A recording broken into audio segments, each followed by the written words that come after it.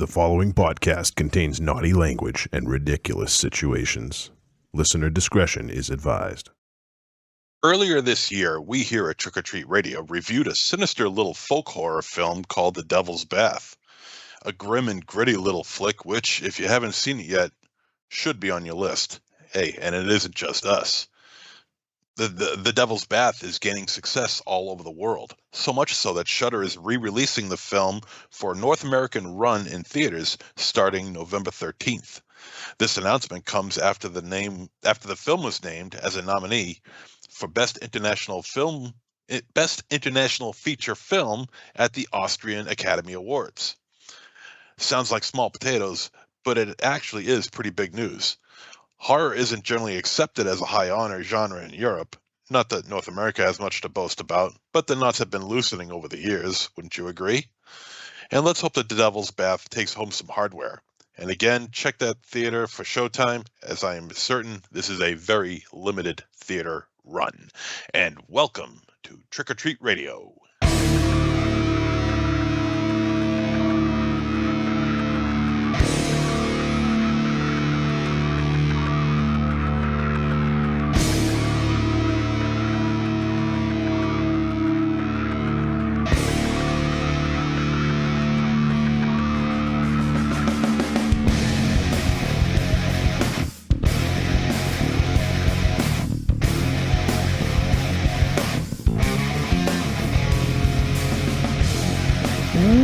Welcome to episode 641 of Trick or Treat Radio. Trick or Treat Radio is the world's most dangerous podcast and is recorded in front of an undead studio audience here at Castle Wolfenstein. Also soon to be the lair of lost swag within the Raven Chateau, Casa Day -0, and also joining us from the West Coast, all the way on the West Coast, is our boy Carlitos. What's up, Carlitos? Hey, Trick or Treat Radio, how you doing? How's everybody doing out there? Good, man. It's awesome to have you on again. It's a Patreon takeover for Carlitos, and we're excited to talk about these two movies. This time around, Carlitos has selected the films Boy Kills World and Mystics in Bali.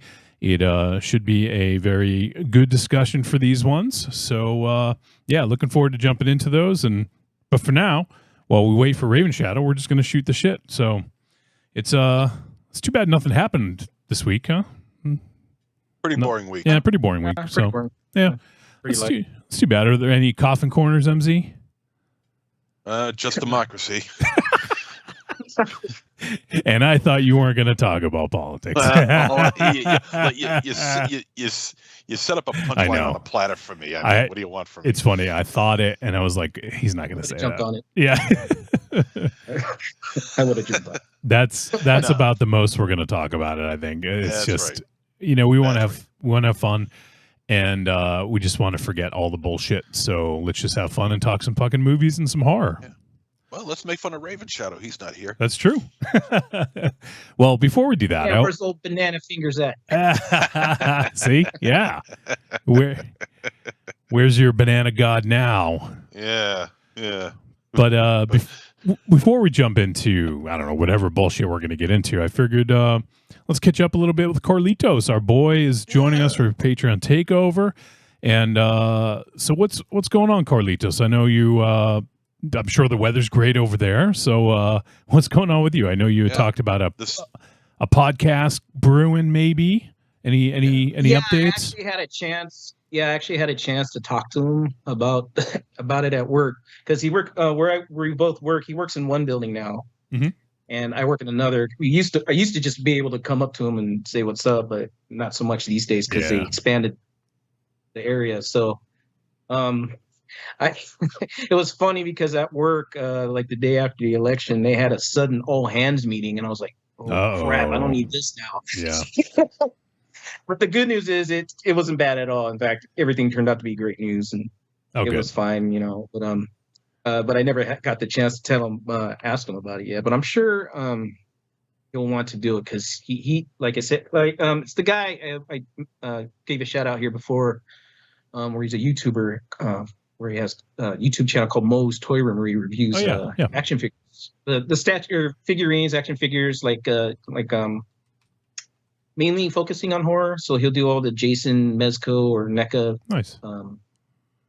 Stuff, or the Michael Myers stuff, and he gives a review on it. And he likes to go to the same con I do every year, which is called Sinister Creature Con in Sacramento, and he'll do a video on that. And he does like all these toy hunts, looking for all the best stuff. So in terms of collections and all that, he's the man to talk about. So Nice. I figured, he could talk about that on the show, and we could review movies, because we talk about horror movies all the time as well. So I figured, shoot, he finally be the guy to do a podcast with. Yeah, no shit, about right? the stuff I like. Yeah. So I'm getting around to it. So yeah, it's one of those things that sometimes it can take a bit of time to get things rolling, but once they get rolling, they usually keep it that way. I mean, it's been going over 12 years here, so Yeah. well, yeah. Also, life's been pushing back. Yeah, totally understand that. But yeah, looking Yeah. forward to it. Hopefully, you guys can get that off the ground soon, and I'm sure a lot of our listeners will at least tune in and give it a chance. But yeah. So speaking of horror, or just anything in general, anything you want to talk about, any films aside from the ones we're going to be discussing on this show that you've seen recently that you're really excited about, or anything like that? Yeah, I'm excited to see a lot of people I've been talking to. Even normally don't even talk about horror movies, or people seem to be excited to see Nosferatu. Oh yeah, Mm. it's coming good. soon. I am. About 6 weeks, I think. Yeah, I Yeah. am. I It can't. releases on Christmas, doesn't it? Yeah, Yeah, Yep. Christmas, and the overseas releases on New Year's Day. All right. Yeah, looking forward to I'm that. totally stoked. I'm totally Perfect stoked for holiday this. viewing. Yeah, Yeah, yeah, Grandma, let's go see Nosferatu. Yeah. check out the 6-pack abs that Count Orlok will be sporting. Huh? Maybe Count Orlok's got like a 12-pack abs or something. Yeah, Who's kinda like, Nosferatu? Is it Bill Skarsgård? Bill, yeah, it's Bill from Yeah. this movie. yeah. In this movie, yeah. Well, He's got a good face for it. maybe it's a callback to Greg the Bunny's Count Blah. Remember Greg the Bunny's Count Blah and his 6-pack abs? You remember I don't know. What is it? Wait. Greg the Bunny? It lasted one season on Fox about 20 years ago. I don't think I saw it. The title sounds familiar, but I have to see. Yeah, just Google Count Blah, BLAH, and Yeah. he rips open his shirt and he's got these 6-pack abs. It's amazing. Count Blah, is that what you said? Count Blah. I'll look Yeah, it up, okay. blah, Blah. blah. Oh, good. No, I don't want to talk to you. I'm looking it up. Count Blah. Oh yeah, okay. You remember him? Yeah, okay. I do remember this. Yeah. Greg Man, the Bunny. if there was one show, I wish there was one season more of it. Was that show? That show was funny. Let me That play. and the Let me Dana play a Carvey little bit. show. Sorry, what was the other one? That and the Dana Carvey show. Oh yeah. Oh my god. But, Oh, here it is. Here's a little bit. Hold on. There we go. Oh, it's the intro. Hold on. The character on Helping Hand Station is a conductor. Yeah, sure. I know that yours is older than I am, and it's leaking more fluids, blah. Can you give us a lift? Yeah, sure. Just have to make one quick stop first, blah. Great. Perfect. They're at a funeral. This is beloved wife, blah.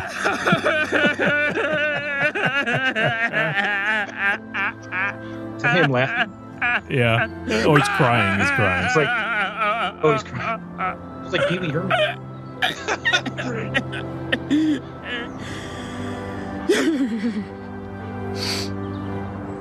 Okay, let's go, blah. Okay. Okay, let's Let's go, go, blah. Wow. It's I like a New definitely. York Transylvanian accent. Yeah. I definitely have seen that. But it's been a long time. Was that like the late 90s, early 2000s? Early 2000s, Okay, like 2003 or 2004, somewhere around there. Blah.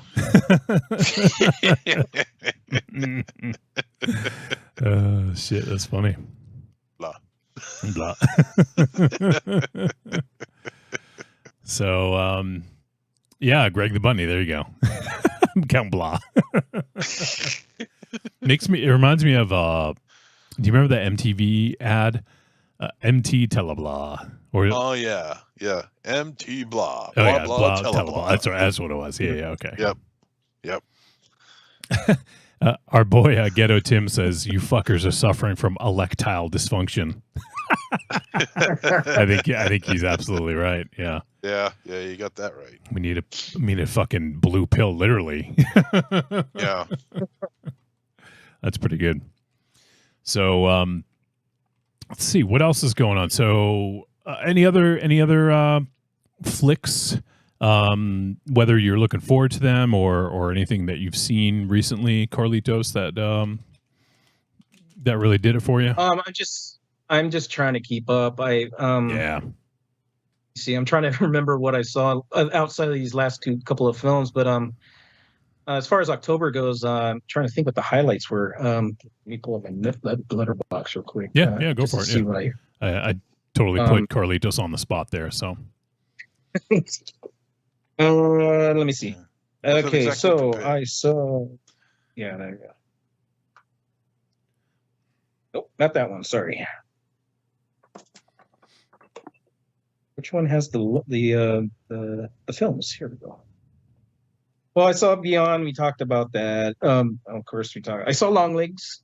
oh, okay, Yeah. cool. And I liked it. Nice.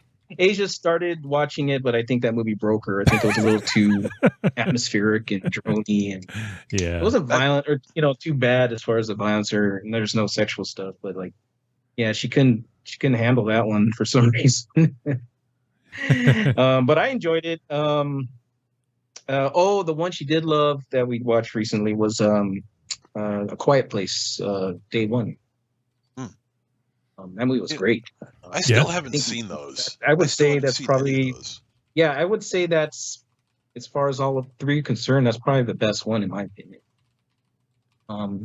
It's really what's her name? I don't want to mispronounce it, but the one from Us, the lead actress from Us, Lupita Nyong'o. Lupita Nyong'o. Yeah, Yep. she did an amazing job in it, and the actor that played Eddie from Stranger Things, he's also the lead in it, and he was really in their characterization, and that's what. And Asia fell in love with that. It's like, yeah, this is good. I really care about these people a lot. I want to see them get through the situation, and on top of that, the action was really good. So that was really good. That was a very good movie. Yeah, it's funny. I didn't see. I've seen the original Quiet Place, but I didn't see the second, and of course I haven't seen the third one now. But it's funny. I didn't imagine that being a franchise when I first saw the first one, so I was kind of surprised to see that. But still, yeah, it's pretty cool. Yeah. So, go ahead. I'm sorry. Oh, I was just gonna say I haven't seen any of them. I hear they're good. I don't know. I mean, if they're up to a second sequel by now, then I imagine it must be doing really well in the theaters. But I'm pretty sure you guys reviewed the first one because I called in about it. I can double check on that. I don't remember it. Think we did, but maybe. I think you're right. I think we did review it. I don't remember it though. Pretty sure you guys did. Oh, Carlitos is totally right. We did in episode 312. Yeah, I don't remember that. Oh, Jesus I know Christ. I saw it, but I don't remember talking about it. I don't remember any of that at all. That's so funny. You were definitely on that one too, MZ. It was yeah. It's funny because I remember the two movies before and after it. We did The Devil's Doorway. I think it was that Irish. Yeah, that I remember. Was that really good. Yep. And then we did A Quiet Place, and then the week after we did Demon Warp, which I remember that. I must have been high that week. Yeah, of course. Yeah, you must have had some fucking primo That ganj. was the movie me and First Time Mike were pushing. Oh yeah, that's right. Yeah, you guys both pushed Demon Warp. Yep. That I remember. Yeah. And look at this. We got another fourth. We got a fourth member of the team here. What's up, Raven Shadow? Yellow Peg everyone has can finally relax. shown up. Raven At the Shadow beginning. has arrived. What's up, Carlitos? So, homie, Oh, baby, I missed you. You look good. I try. You succeed.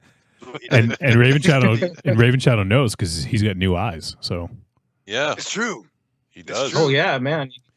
The High man to definition. see you with, Carlitos. I can see all my imperfections now. Oh, I call Should I it put more perfection. orange pancake makeup on? So what's up, Raven Shadow? How was the traffic Yeah, boy. coming from Worcester? Well, I had to attend a gala. I did. I Attend a gala. You had to Attend a gala. Wait, a Was it gala black or a tie? gala? I'm not sure. How do you, Callie? How do you say? Is it a gala or a gala? Was it a gala? Did you have gala knots there? They I have. would say a gala, but you could say it however you want to say it. I don't think you're Yeah. wrong either way. Well, how's it spelled? Gala. G. Well, G-A-L. it could be gala or gala. It could Yeah, I have heard been a gala. I didn't, Gala. I would say gala. yeah. Hey today, don't gone tomorrow. Let's see. No, I was like Bruce Wayne. Gala. Gala. Yeah. Gala. Excuse You see me? it 3 times. I'm not. Gala. But whatever. Gala. There you go. So Excuse Raven me? Shadow attended a gala. It was a gala. Yeah. Was it happy? It was happy. It was very impromptu. But the comic shop that I do part time at was up for best 2 awards for best of Worcester, our home city, and they needed somebody last minute to help represent. Oh So- boy. they should know that they need to give you like at least like 24 hours advance notice Yeah. so that you're sober. No, I'm just kidding.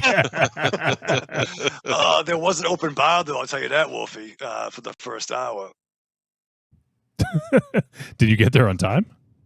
Yeah, no, because I left right from work for my okay. 9 to 5 job, and then I was not the first person on the call sheet, but I was the first person that said yes. After So, some others so said did you no. win? I'm not sure I left because I told them I'm like I can go. But I left. Yeah, I'm like, yo, Patreon episode Carlitos, I gotta be out by 8, dog. But it wasn't just me. I was with friends of the show, Mina Rose and Liz, who have been guests in the past, and joined the program. How are those ladies doing?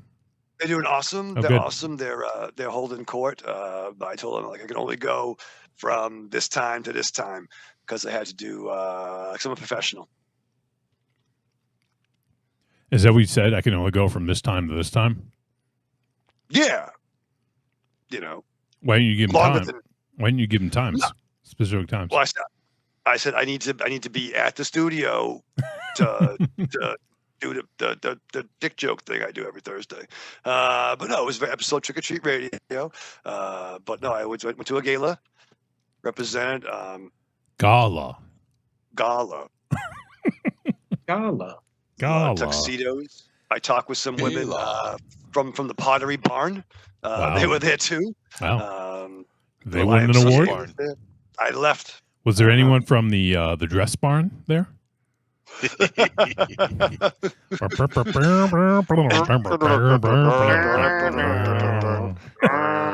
It's been a while. That's an oldie. Wow. Oldie, Breaking out the but classics. not really a goodie. I don't know. That was a moldy. There was a moldy oldie, yeah. Oldie. Breaking But out no, the they had classics, an ice statue. Did they have strawberries with like flowing fountain, chocolate fountain? There was a fountain, but I didn't partake. Fondue. A little fondue, but no, I had a little bit of salad, which was nice. A couple of carrots little and bit of cucumbers. salad. Yeah, Good. What kind of dressing? I went Huh? Kind of Italian, dressing. I went nude. Italian. We're getting into the questions that all the listeners are just like right on the tips of their tongue. Yeah, I know, right? Yeah, this is the high ones. But no, that had a little bit of open bar, had a nice earmuffs, Wolfie had a nice breaded chicken and asparagus and little potato balls that were fun. Potato balls? I've Yeah. never heard that. What is that? I don't know. They were Like round. roast potatoes? They're Yeah, potato yeah. tots. No, the tater tots is Yeah, what but you- that's roast tater potatoes. tots and not balls. I've never heard of potato balls. you had That's what I tater call 'em. tots. Did you have ketchup with them too? Yeah. If you're not careful, I'm going to give you a set of potato balls.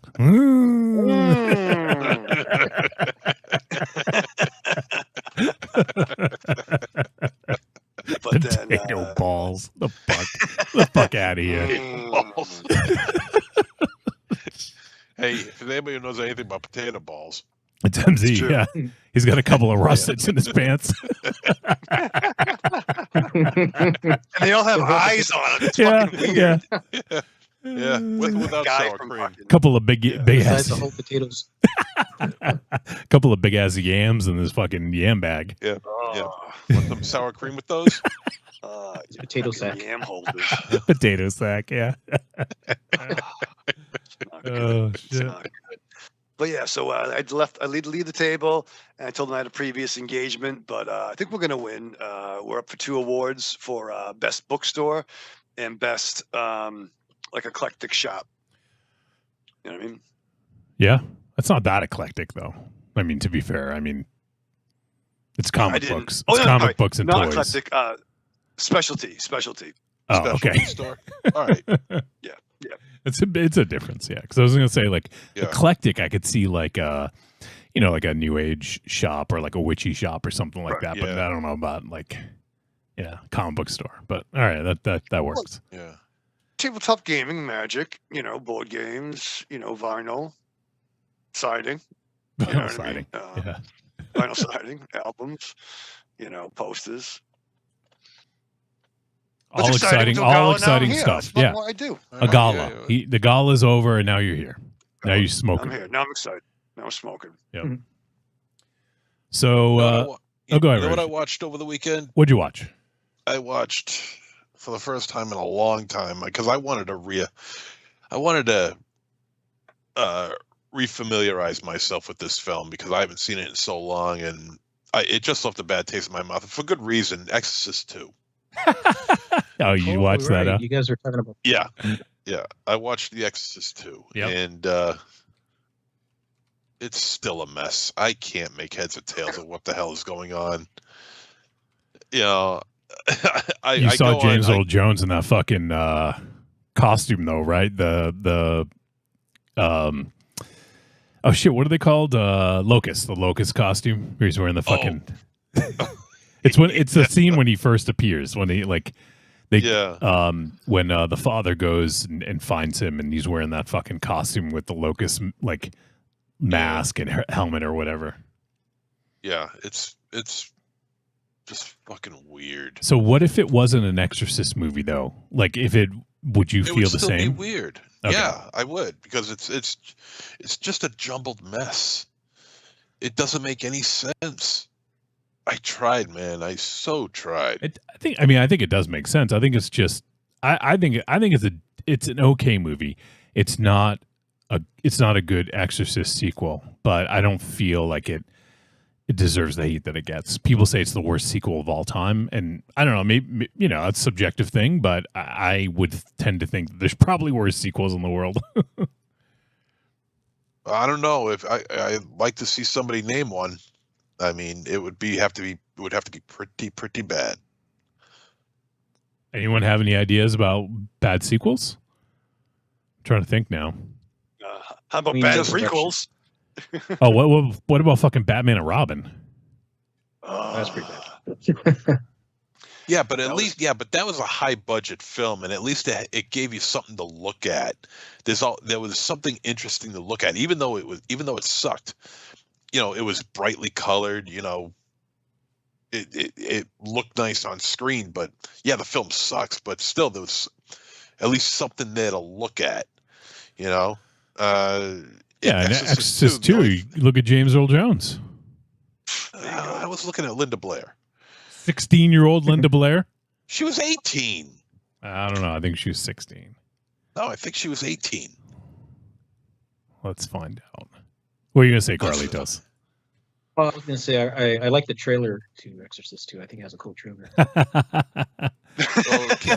Dynamite drop in. Way to swerve that one. But he likes the Well, to trailer. be fair, Yeah. you know what? All right, I know it came exactly. out You know in what? 77. Yes, it did. So probably was She made was in 16. She was 76. So how old? When was she born? 59. So depending on when they filmed it, she was 17. So when it came out, she was 18. But when it was filmed, she definitely was not 18. Okay. Well, then I take. How that old was back. she when she was in Caged Heat or Caged Fury? I'm not sure what the title. Oh God, she was in her early 20s when she did that. Yeah, she was.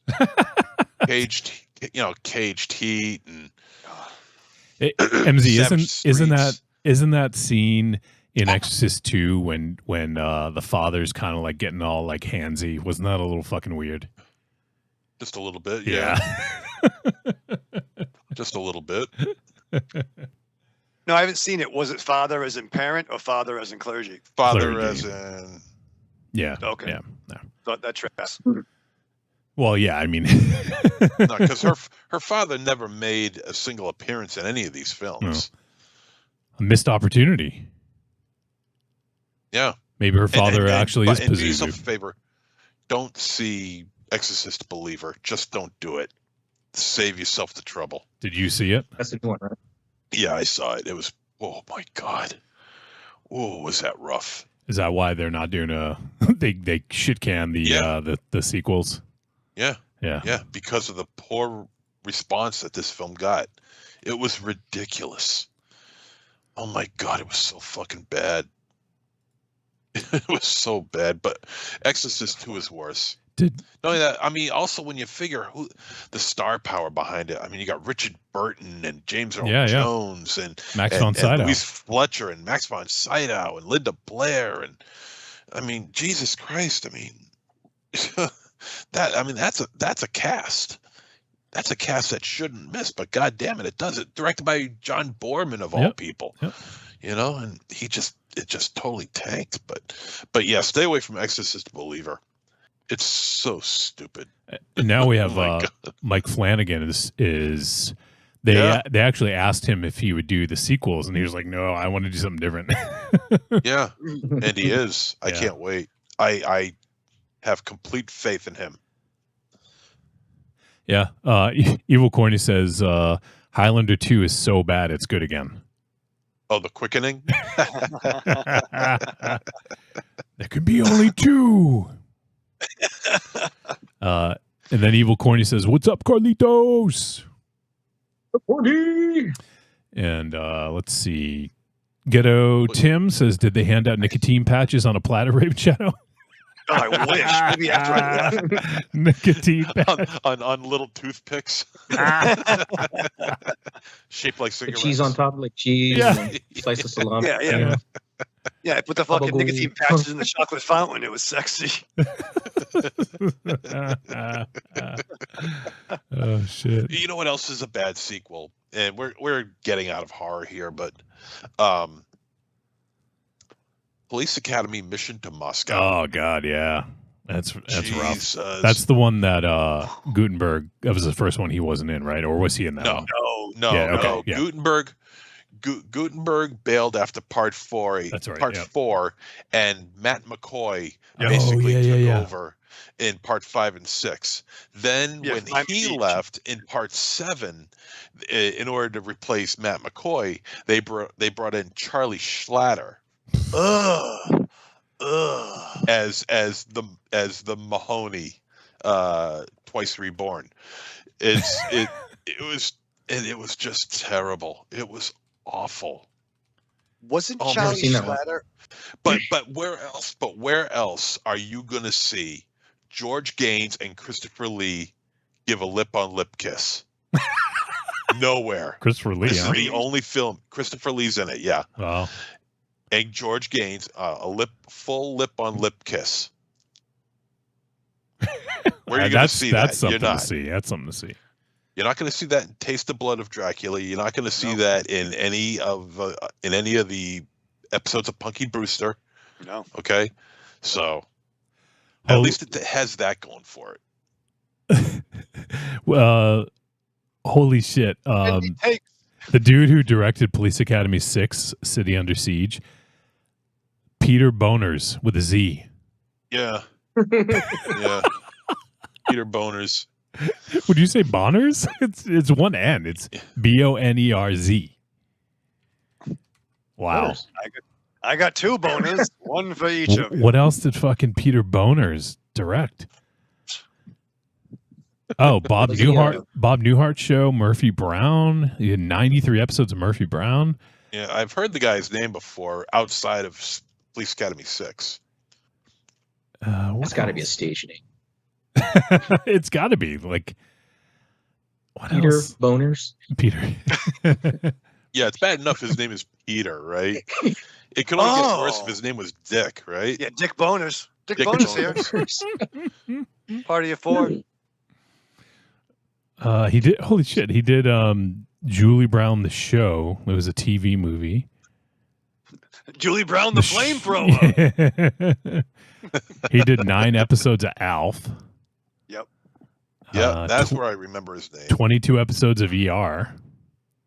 What else does this fucking dude do? This guy's got work. He did 4 episodes of Archie Bunker's Place. Wow. What else has he done? He didn't do many movies. He did a lot of TV. An episode of the Mary Tyler Moore Show from '74. A singular episode. Yeah, singular episode. They didn't want him back after that because they saw his name in the credits. Peter Bonus. You could just hear Ted Knight saying that.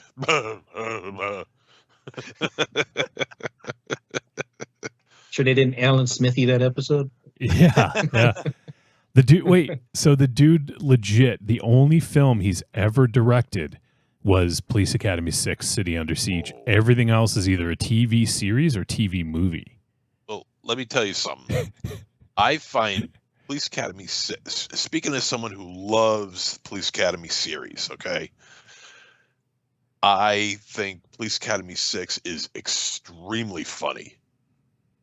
It's very funny. Oh, yeah. Okay. It's not Police Academy 2, their first assignment funny. Not what it is. But it is funny. It does have its moments. But part 7, Mission to Moscow. Oh my God. So City Under Siege was after Miami Beach, right? Yeah.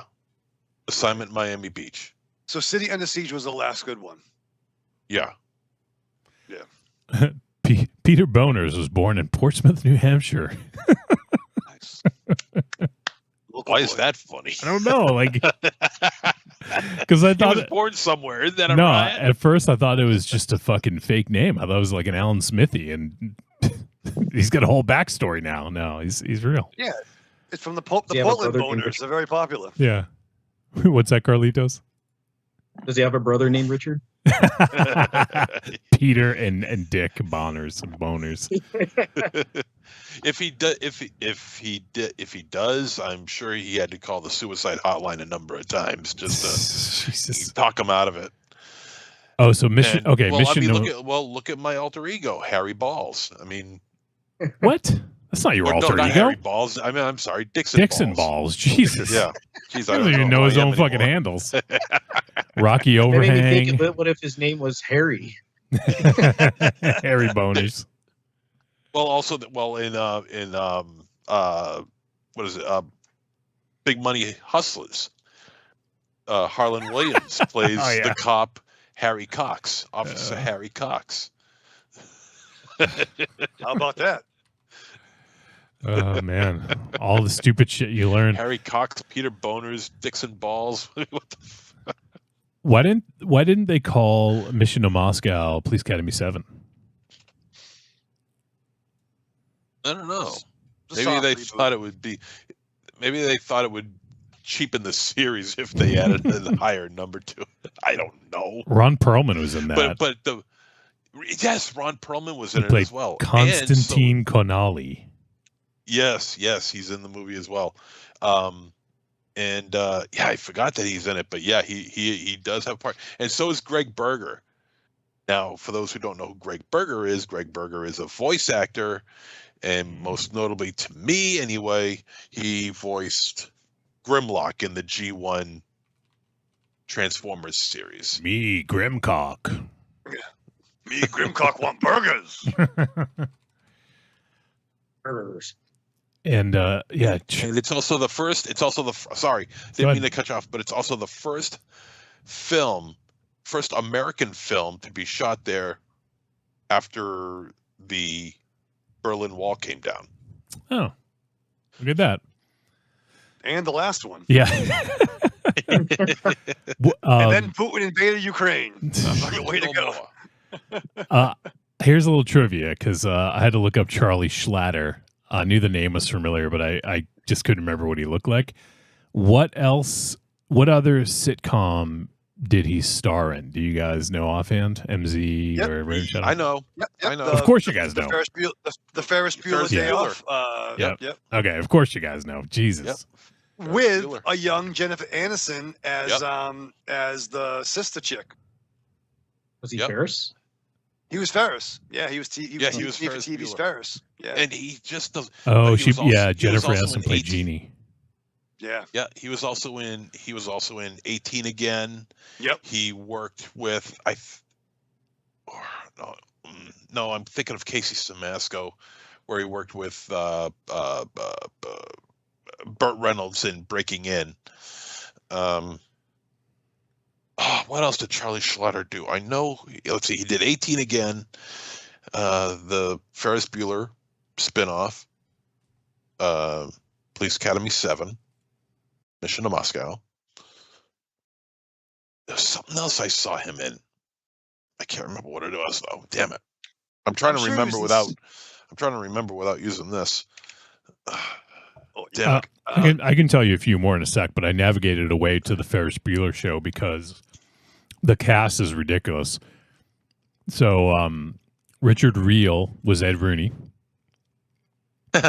Yes, Richard Reel. He was. Yeah. I always liked him. Oh, me too. I always liked Funny, him. yeah. He was great in Grounded for Life. Oh yeah, yeah. Oh my God, very funny. Amy Dolenz was Sloane.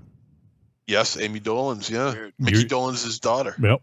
You were right about Jennifer Aniston. She played Jeannie Bueller. And let's see. Cloris Leachman plays Grandma Margaret. What? And also David Graff, Tackleberry from Police Academy, is in it. In one episode, he plays an officer. Of course he does. Yeah. And David Glasser as well. He plays Dork. Dork. So, wow. I've never seen the Ferris Bueller's series. No, it sucks. It sucks. Just go to Parker Lewis Can't Lose. That's a much better show with Corin Nemec. Yep. Yeah. So let me look up Charlie Schlatter again and see what else he was in, because I do recognize him now that I see him. When he was younger, he just had a really annoying look, didn't he? Didn't he have just like a really I saw a young annoying picture look? of him with Jennifer Aniston. I was like, I don't like his look. His look kind of annoys Got me that a vibe bit. too. Oh, his first movie was Bright Lights, Big City with Michael J. Fox. Oh shit! With the Joan Jett one? Oh, I don't remember she was in that. Joan Jett? I've seen that. Yeah. Let's see. He was in Heartbreak Hotel, The Delinquents. Ferris Bueller TV series we talked about. What else? Silk Stockings. He was in an episode of that. Raven Shadow. You probably saw him in that. Wow. He also does the voice of Wally West from Superman the animated series. Raven Shadow. Wait, what? Yeah. He was only in one episode. He plays Wally West in Superman the animated series. The Bruce Timm one? I think it was. Yeah. That the art looks like Bruce Timm. Yeah. He was in an episode of The Sopranos. He was uncredited though. Really? Yeah. He was a background player. Says Dr. Jesse Travis, uncredited. Really? Well, they had Vinny, Doogie Howse's boy, played a muscle, either a soldier. Max Casella. Yeah. And since then, he's done a ton of voice acting. Probably, yeah. Yeah, a lot of TV and video games, actually. Good for him. TV movie, TV series here and there, but yeah, mostly voiceover stuff. Video games. See Gothic 3, Metal Gear Solid Portable Ops, Spider-Man 3, from the one from 2007, that is.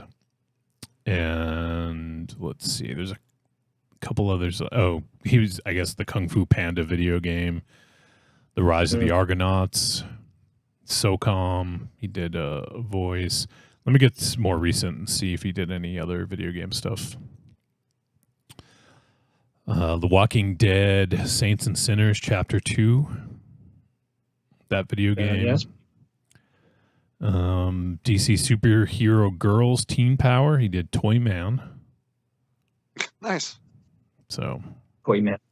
And he did the voice of. Oh, this is a TV series, not a video game. In Avengers Assemble, he did the voice of Howard Stark.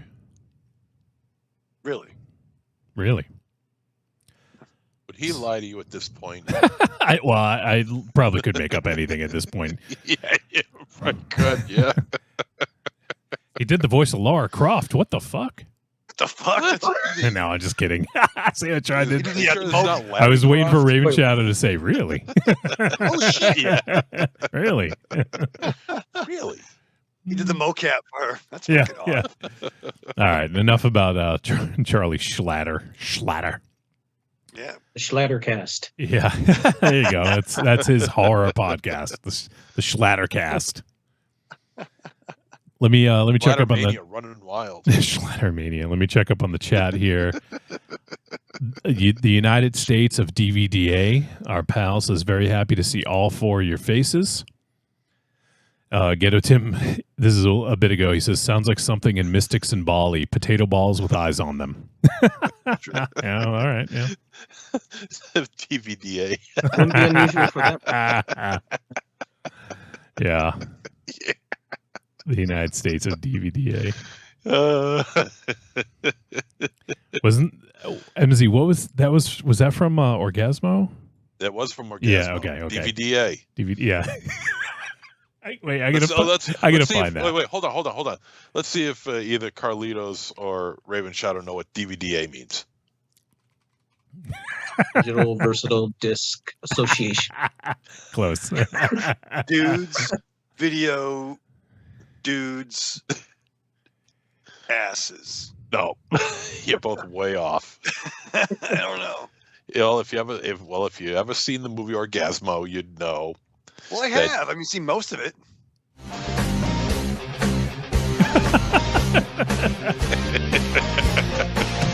Hey! Holy shit! I haven't heard this in so long. When you're a man. Yeah. What makes a man? Is it the power in his hands? Is it his quest for glory? Give it all you got to fight to the top, so we can know your story. Now you're a man. Maybe this isn't a good song for this week anyway. So. Anyway, that's such a kick-ass song. Now you're a man. A man. Yeah, Trey Parker, he really puts a lot of emphasis on the on the words, now you're a man. I remember we were getting a wrestling pay-per-view one night at your old place, MZ. Yeah. We were in your brother's room, and I think we were leaving. For some reason you played that song like 3 times back to back, and we were fucking losing it. I think I still have the soundtrack to that movie. I think I still got it. I'm almost certain I still got it. Anyway, DVDA stands for double vaginal, double anal.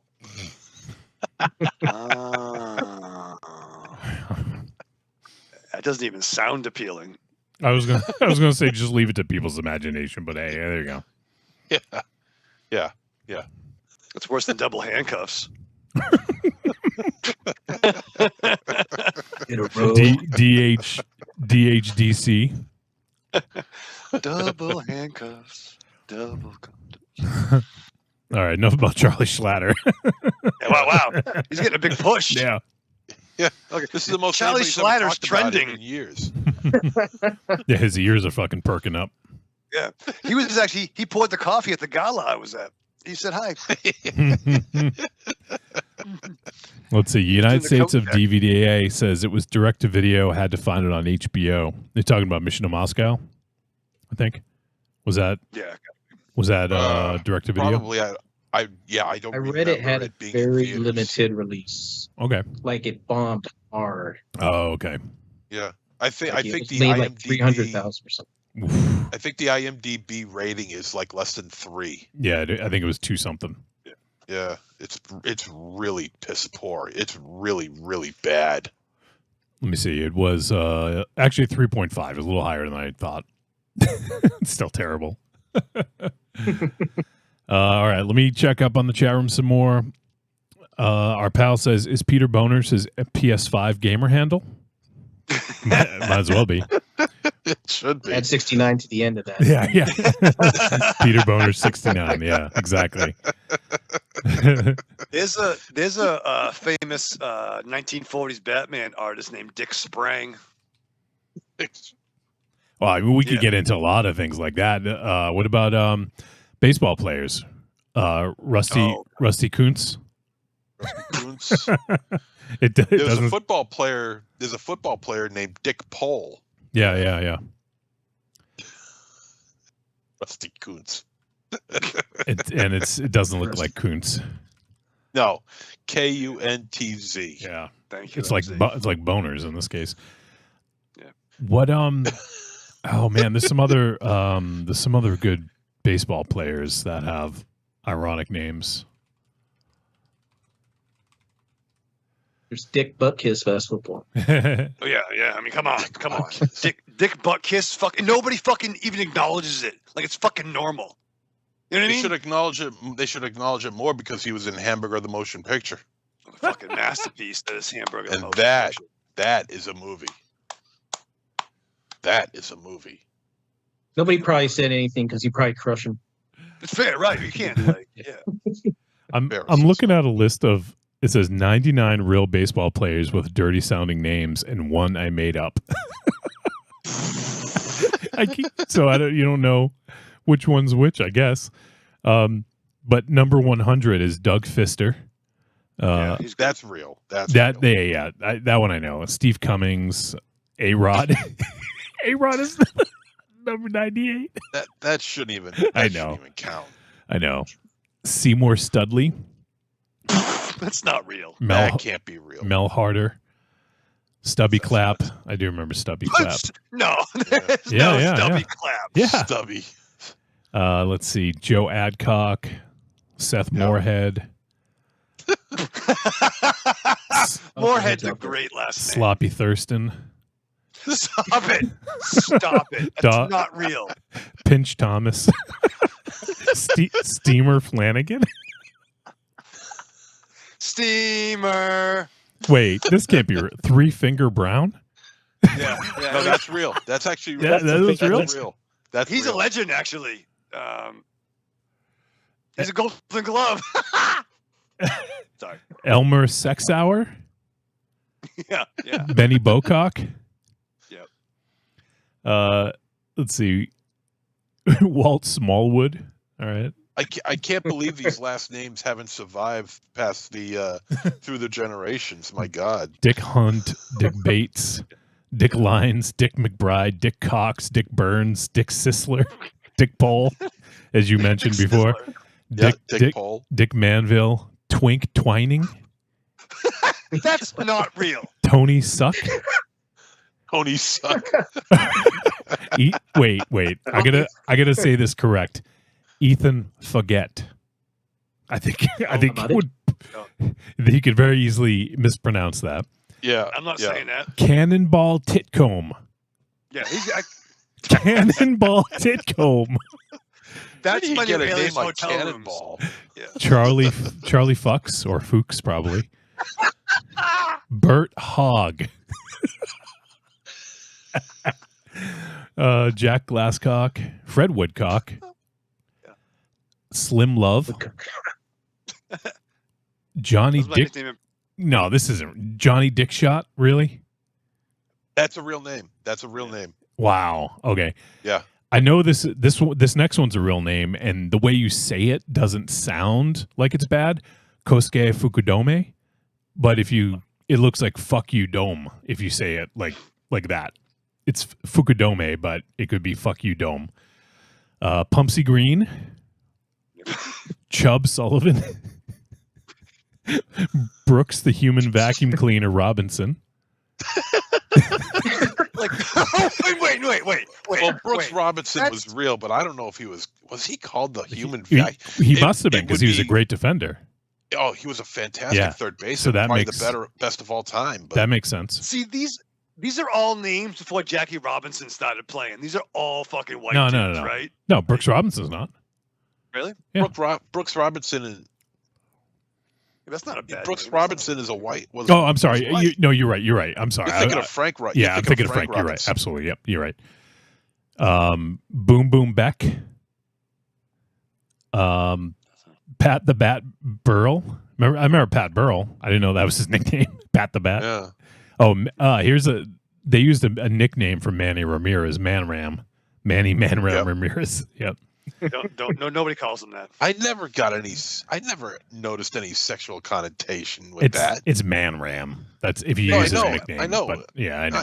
He's also he also helped out He-Man when he faced Skeletor. Well, I mean, He-Man had the gayest characters of all time. And that's fine. Here, this is a good one. I do remember. This is a name I knew. Eddie Stanky. Yeah. Harry Milf. Let's see. Some of these I don't really. I don't know if they apply. There's Charles Furbush, Boob Fowler, How was Levon your date last night? Oh, I had a boob foul. Levon Gash, Yeah. Lee she's like- Gooch, Yeah. Bill Butland, Chubb Collins, Guy Bush, Bert Sincock, Pud Galvin, Come on, Pud. Pussy Tebow. No, That's got to be the face. yeah, they can't. Pussy to go? They can't say that. Peekaboo Veach, Paul Ossenmacher. That I remember him. Butts Wagner, Dave. Oh, we already read Dave Moorhead. It's funny. I never would think of him because he was such a good player, but Albert Pujols Yep. and Chin Ming Wong. Oh, There you go. Wow. That's what this world needs is more fucking sexual innuendo in their baseball player names. Yeah. right? That's when they choke up on the bat. It's really good. You know what I mean? Yeah. I want to do a movie where, like, instead of like having like Mr. White, Mr. Blonde, you name all your characters like after those old timey baseball players.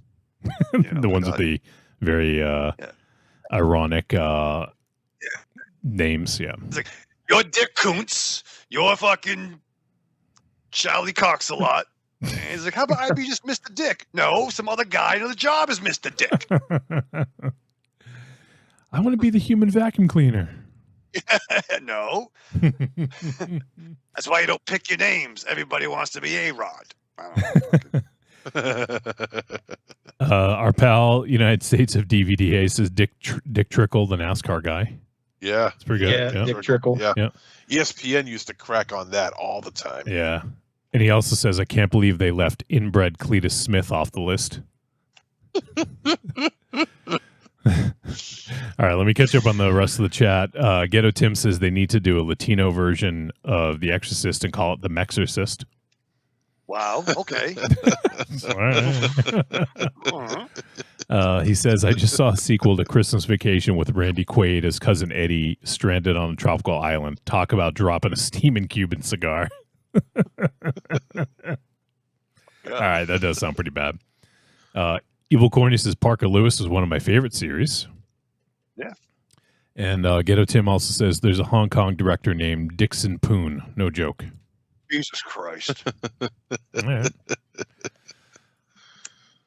So, yeah, there you go. That's the kind of content we need this week. I think. What else? I'm trying to think if there's any other. Yeah, I'm not going to go through another list, so we'll cap it there. I think we got most of the good ones. But there are a bunch of like other sports as well, like football, and you already named some of them. But yeah, I'm a fan of DeBrickashaw Ferguson. I like him. Why? That's not like any innuendo. No, it's like DeBrickashaw. That's his name. It's DeBrickashaw. Why didn't we make your name DeBrickashaw Ravenshadow? Oh boy, that's a lot of syllables. It's a lot. Yeah. Ravenshadow he likes a lot of syllables. So people have to say his name longer. What's that director's name? The Key and Peele episode where they play the football players with the names. Yeah. Yeah. So good. Like Jackson. Yeah, like Jackson Jackson. Yeah. Slap ass. Well, that was a different one, but yeah, that one's fucking hilarious too. Yeah. Slap ass. Ben Smith and Ben Smith, BYU.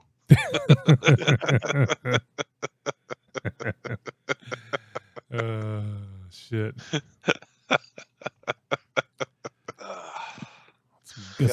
That's good shit, pal. It's good shit. Oh, goddamn, pal. All right, so we got 2 movies to talk about. We should probably start getting into shit over here, huh? Yeah. So, let's see. I think we're gonna do. I think we'll start with Boy Kills World because I think, not that there's not a lot to talk about in Mystics of Bali, but I think we could probably talk for a little bit longer about that film, and it's also more, it's a more recent film. So I think we'll do that one first. But before we jump into that, we'll talk about the ways you can support the show. And what the fuck is Skype sending me fucking news updates for? What the? It's like Skype news update, and it makes a fucking sound. I don't want your fucking bullshit, Skype. Get the fuck out of here. All right. Anyways, what was I saying? Oh, yeah. So if you guys want to support the show, the best way to do it is through Patreon. Patreon.trickortreatradio.com. Our pal here, Carlitos, is kind enough to give us his hard-earned money every single week. And honestly, like, we can't thank him enough. We could literally spend 3 hours of this show just saying thank you, and that probably wouldn't be enough. But yeah, so if you want to join the Patreon supporters, and you can join for as little as $2 a month, or it goes up from there. If you want, you can get your own Patreon takeover, much like Carlitos has done several times. So give that a look and consider supporting us. All money goes to pay for the show, all the hosting fees for podcasts, for website, all the software that we use. We have subscriptions for all the different software, so it ends up getting a little pricey. So right now we're pretty much almost running even, but it would be nice if we had more supporters, and then maybe we could start getting some new gear if we need it, or if someone's headset breaks, it'd be nice to have something in the coffers, so to speak. So if you guys want to help out, feel free to support.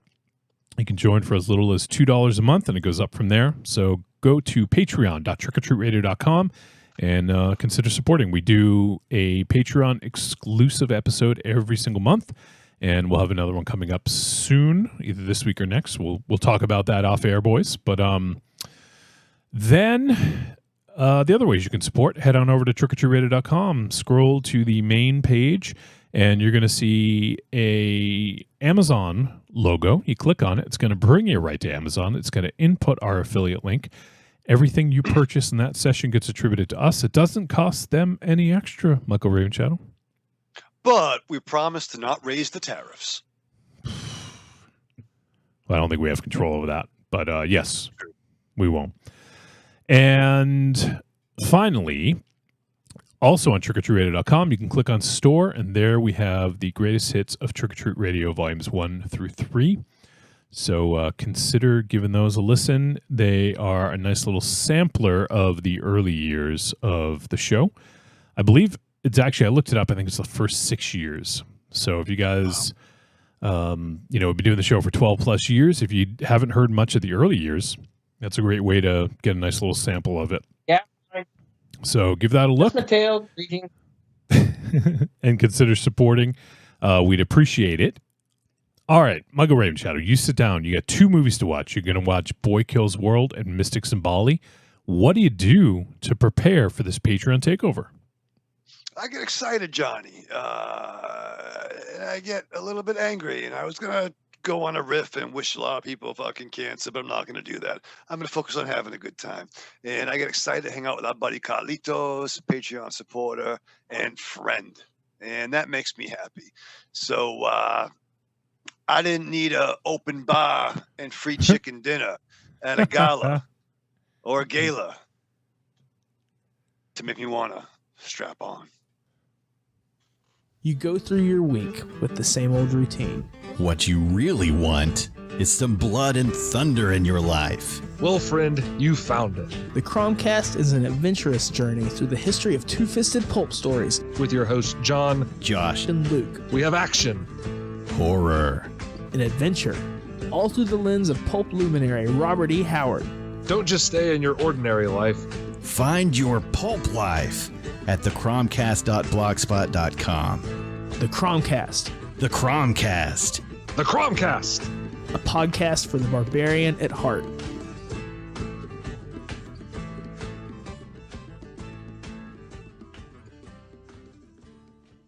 I'm Alex West. And I'm Andrea Subasati, and we're from the Faculty of Horror podcast. And you're listening to Trick or Treat Radio.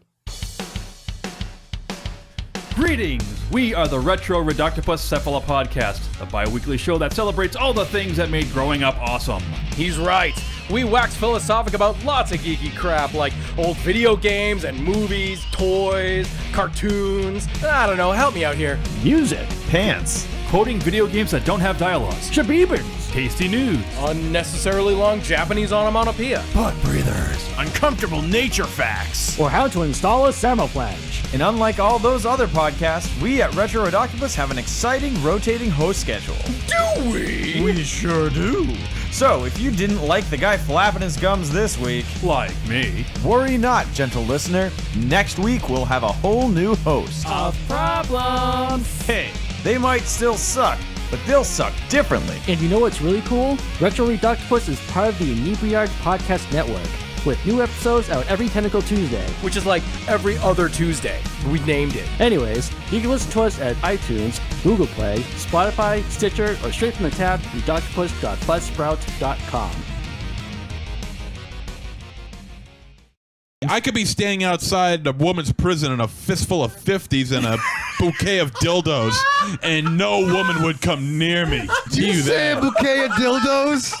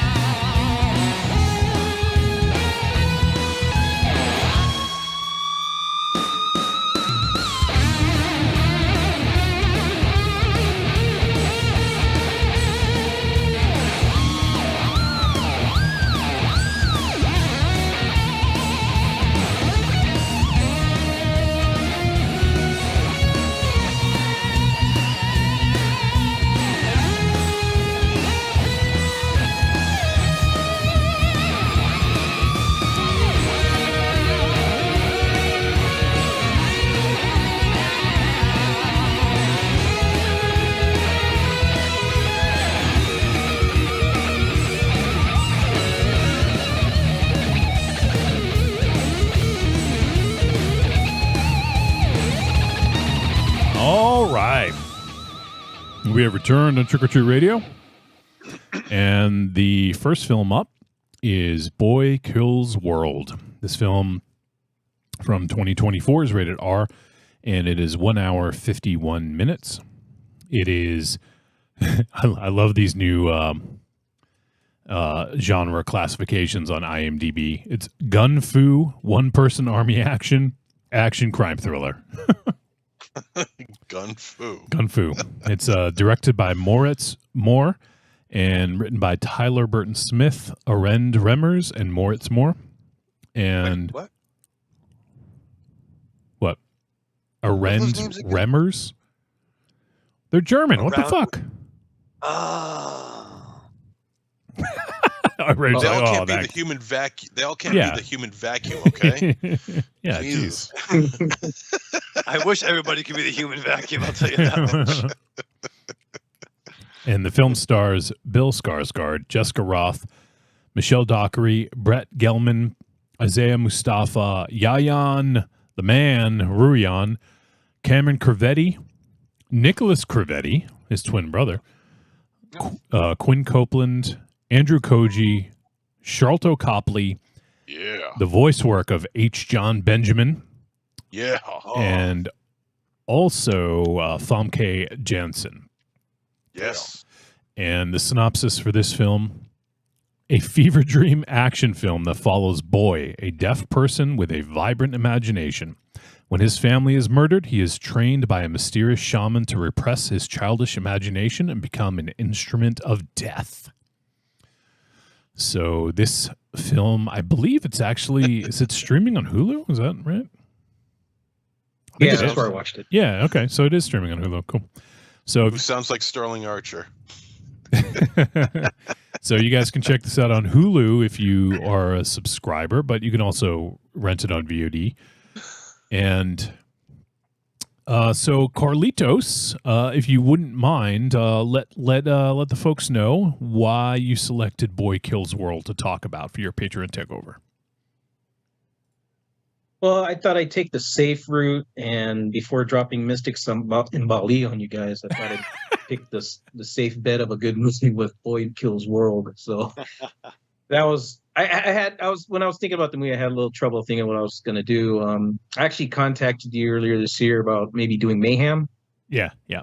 Oh yeah. But then I watched Mayhem and I thought it was pretty disappointing. So then after I watched Boy Kills World, I was like, oh, it's much better. It's more what I wanted. So yeah, that's pretty much how it came about. Cool.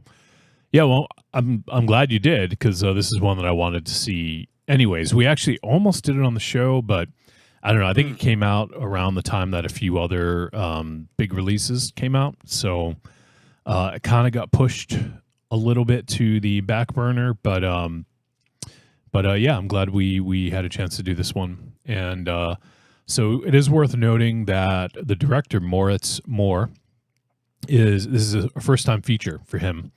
And I was looking, I'm like, what? I've never heard of this dude. Is he associated with, like, you know, a lot of the people doing action nowadays, Hollywood action, have, you know, kind of come from the John Wick camp. You know, a lot of directors, and, you know, whether they started out doing stunts or whatever, have gone on to make a lot of action movies recently. So I thought, you know, this kind of seems like maybe someone from that camp. But no, it's just a German dude who's been trying to make this movie for like 7 years. And I guess he was working with a studio, and the studio didn't like the voiceover and thought it was too campy, or it's too much like a cult movie. And they wanted like a big budget, not a big budget, but they wanted like a more commercially acceptable thing, not a cult classic style movie. And so they asked him to remove it, and he's like, no. He's like, I feel it's important. So they eventually parted ways with whatever company that was. And he reached out to Sam Raimi, actually, and was, really wanted to speak with him. And he was able to get a meeting with Sam. I guess he flew to L.A., Sam, and the producer. I can't remember the producer's name. I think he was the producer who did Barbarian. Let me see if I can find his name real quick. But anyways, so he flew out to LA, showed him a proof of concept trailer before anyone was cast in it, just kind of like, this is kind of what we're thinking. And Sam was like, yeah, let's do it. So yeah, I guess Sam signed on to be a producer and help finance it and help kind of shepherd it through. So pretty awesome. Yeah, I can't find the name of the other producer. I don't know. I think it was one of the producers that worked on Barbarian. But regardless, Sam Raimi is a pretty damn good name and a good person to reach out to, because there's definitely a little bit of Sam's DNA in this, I'd say. So sure, I could see him being like, yeah, like I like this. So that's why I hadn't heard anything about this director, because he's just been trying to get this movie made for a long time. And I guess he made a couple shorts with this concept and just never was able to get funding or get it off the ground. And eventually it was able to get it going. But yeah, he's been working on this one for a while, apparently. So one other thing I wanted to bring up too is, for some reason, I think I either heard or I imagined that this was based off of a graphic novel, but it is not. It's an original creation, but the director Moritz Moore said that he wanted to make a comic book style movie that was not based on a comic book. So he wanted to have the feel of a graphic novel, but not be based on anything, just original. So original, he said, he did say it was derivative of a lot of things. He wasn't saying it was a completely original thing that's never been done before, but I think he put enough of his own kind of fingerprints on it to make it feel different, which, I mean, I kind of think he did. So, all right, well, let's dive in and get some first impressions. So I actually would like to start off with Raven Shadow, because it does have a graphic novel feel to it. And Raven Shadow is the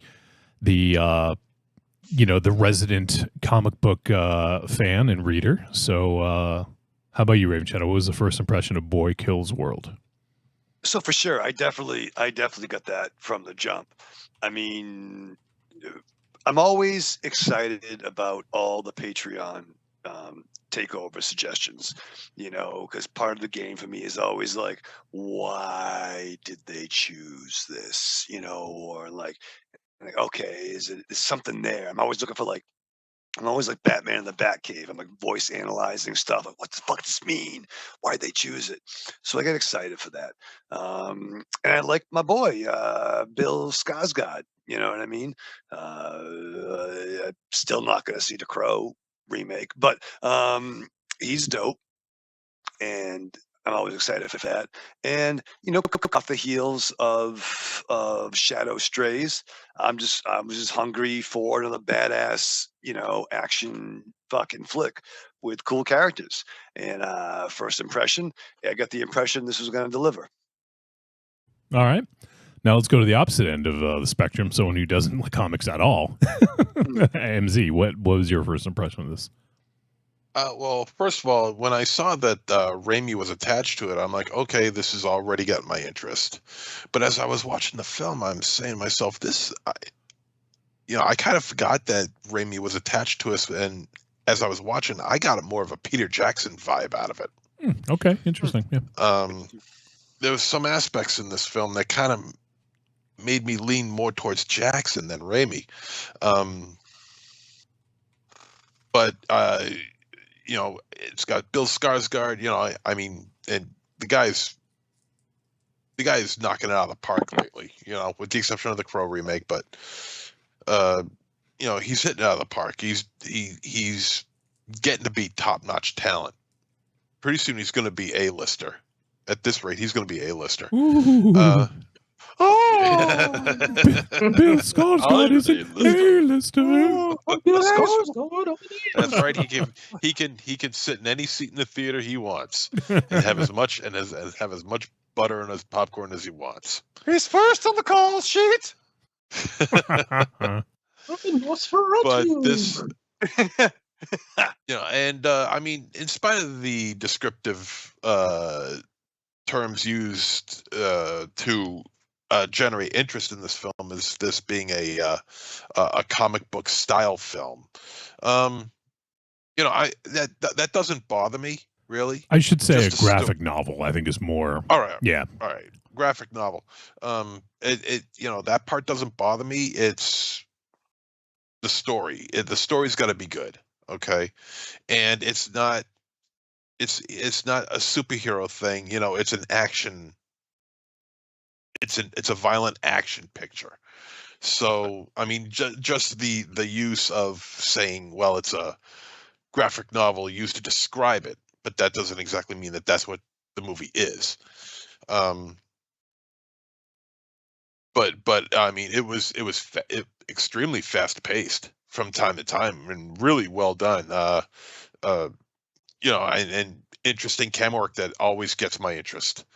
But I was really interested to see where they were going to go with this, especially where they said that, yeah, it's a one-man army thing. So would it be like, what was that name of that movie? We never even get to see it. What, 400 versus 1, or is that the name? 1 versus 400 or something like that? We never did get to see that. We never did that, it wasn't. And I heard that it wasn't very good either, which kind of... It's not. It's... Really? I watched it. Yeah, I was disappointed with it. Ah, damn.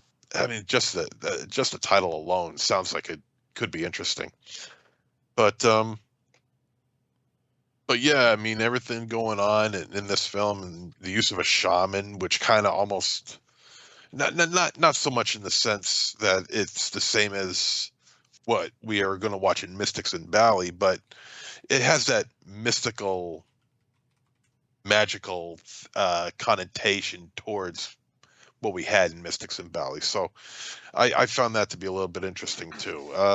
So we're gonna see where this goes. This is gonna be an interesting discussion. Yeah. And how about you, Carlito? So obviously you picked this one for us to discuss, but what when you did check it out, what was your first impression of it? Well, when I saw the trailers and stuff, I go, oh, okay, this is more my bag, and the action seemed like it would be good. It's got a unique presentation of the lead character. So, but it was theater only, so I was waiting for it to come out on VOD, at least VOD cheap enough. I usually don't try to pay the $20 if I can. Yeah. Right. But I did catch like the comic book elements. But in a lot of ways, not just because of the choreography and Yan, but it did have that Indonesian action vibe for me. Yep, sure. So I was always kind of wondering who the director was. I didn't recognize the director either, but I didn't really, not until recently, until I kind of looked him up. It's like, oh, he didn't really do anything. But another thing too is that obviously there's a lot of video game elements in it. As we talk about, that's where his inner voice rather, is a video game voice, and stuff like the assassin with the helmet. Yep. That's a video game thing. I saw that in the game Watch Dogs 2. There's a character with a similar helmet on there. So obviously this guy's plays video games as well. So, but yeah, I mean, that's it's just kind of has that vibe where I gravitate to for a movie like this, and that's what got me into it.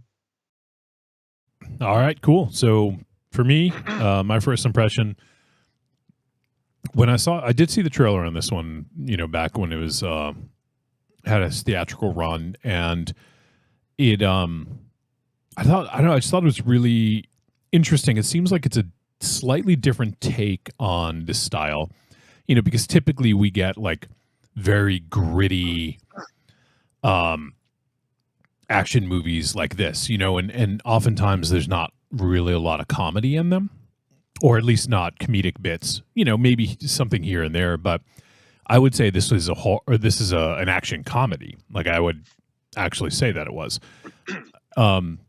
And I think sometimes, like, it can be difficult. You need to hit it just right. Like, you have to kind of toe that line, because if it's too comedic, I think some of the action could end up being cartoonish or not have as much impact.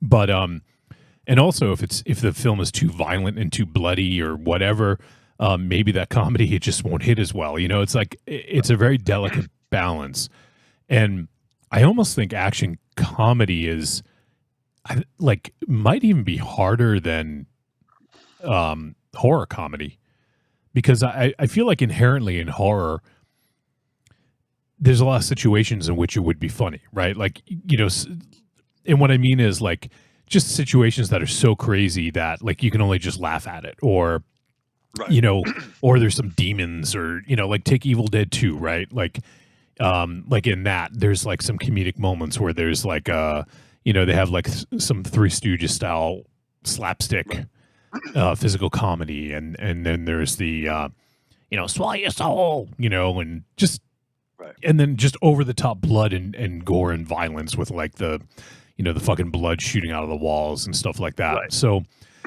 in that, I feel like it's almost a little bit easier to do that, but with action, you have to find that balance, because it has to feel like the stakes are earned, and like it's and the action actually means something. And I actually feel like they hit that balance in this, and I think a lot of the comedy came from the voiceover, and also because he was mute and deaf. I think one of the funniest things in this is he could not read Benny's lips. So the guy who played. Oh yeah, I wanted to bring that up so bad. That is Are we gonna go there? Yeah. Are we gonna go there? Fuck it, let's go there right now. That's fucking brilliant. Oh yeah, I laughed my that balls was off. brilliant. Yeah, it was funny. Yeah, like and that's all situational, right? Because he is deaf and mute. So therefore, like he can read other people's lips, but there's this one character he just can't read his lips. He had a big thick beard too, so I don't know if it was because of that, but the hilarious thing is a lot of times they would actually show sort of what Boy, Bill Skarsgård's character is just known as Boy, like he was trying to imagine what he was saying. So like he'd read his lips and then try to imagine it, and then they'd actually show a vision of like I don't even know the things that he said. Something about like, do you guys remember any of the line? Playing a guitar. Yeah. The robot playing the guitar. I forgot what that's the what other it was. one Yeah, the robot guitar. And then there was one with the dodo. The guy was dancing with the dodo, and then the dodo stopped at the car and just blinked into the camera. Bubble butt on the pavement. Like it was just like, it was so funny. Fucking lost it. Yeah, so shit like that, like that's how you can make an action comedy and make it inventive and different, and make the stakes still like matter. Like I feel like there was actually like a pretty good emotional core to this movie despite the comedy. Especially there's a bit of a twist, I guess we'll say. I don't want to talk too much about it, but when that happens, it's like a lot of the things that you knew previous to this sort of changed the way you looked at them, and you had to almost examine it like, this with the boy's relationship to the characters in his life, right? And I know, I just thought that was a really, I could see that not working, but I felt like that worked for me because it made this character a little bit more compelling and also sympathetic, and also just I wanted to go ahead, Carlos. Go ahead. I wanted to kind of add, at least as far as the comedic element goes, there's also like almost kind of like a buddy, I don't want to say buddy cop, but buddy movie element with his imaginary sister, the younger version. Oh, yeah. Oh, yeah. Oh, so their interactions. So that was really fun. So when he's like infiltrating the warehouse and stuff, she's kind of in there. She's like, I want to be a ninja with butterfly wings because she's a little girl, right? Yeah. So she's like, she did a cartwheel and she's in her ninja outfit and it has the butterfly wings, and he's like doing all the kind of, and then he didn't want to, I guess he doesn't want to get her hurt even though she's not really there. So he's like locking her up in the locker, and right. And she was also there sitting in with him when they were explaining the plan. When he's having trouble reading the guy's lips, so she's just saying, just go with it, Yeah. They seem like they're really I thought that was endearing as well as funny. Yeah. Yeah, I think so. I think there's a lot of it's sort of inventive in the way that it creates its comedy, and also some of the action too. You know, is comedic. Like there's that one fight he had with I don't like. I think the dude's name was Daw or something like that. It was the one who he almost had like this stuff Crazy from. one. Yeah, the crazy one. Yeah, like it was like he was having like the chrome from the Mad Max movie, you know, and he kept like huffing something, and it would like he'd see like smoke come out of his mouth, and he just like was fucking maniacal and crazy.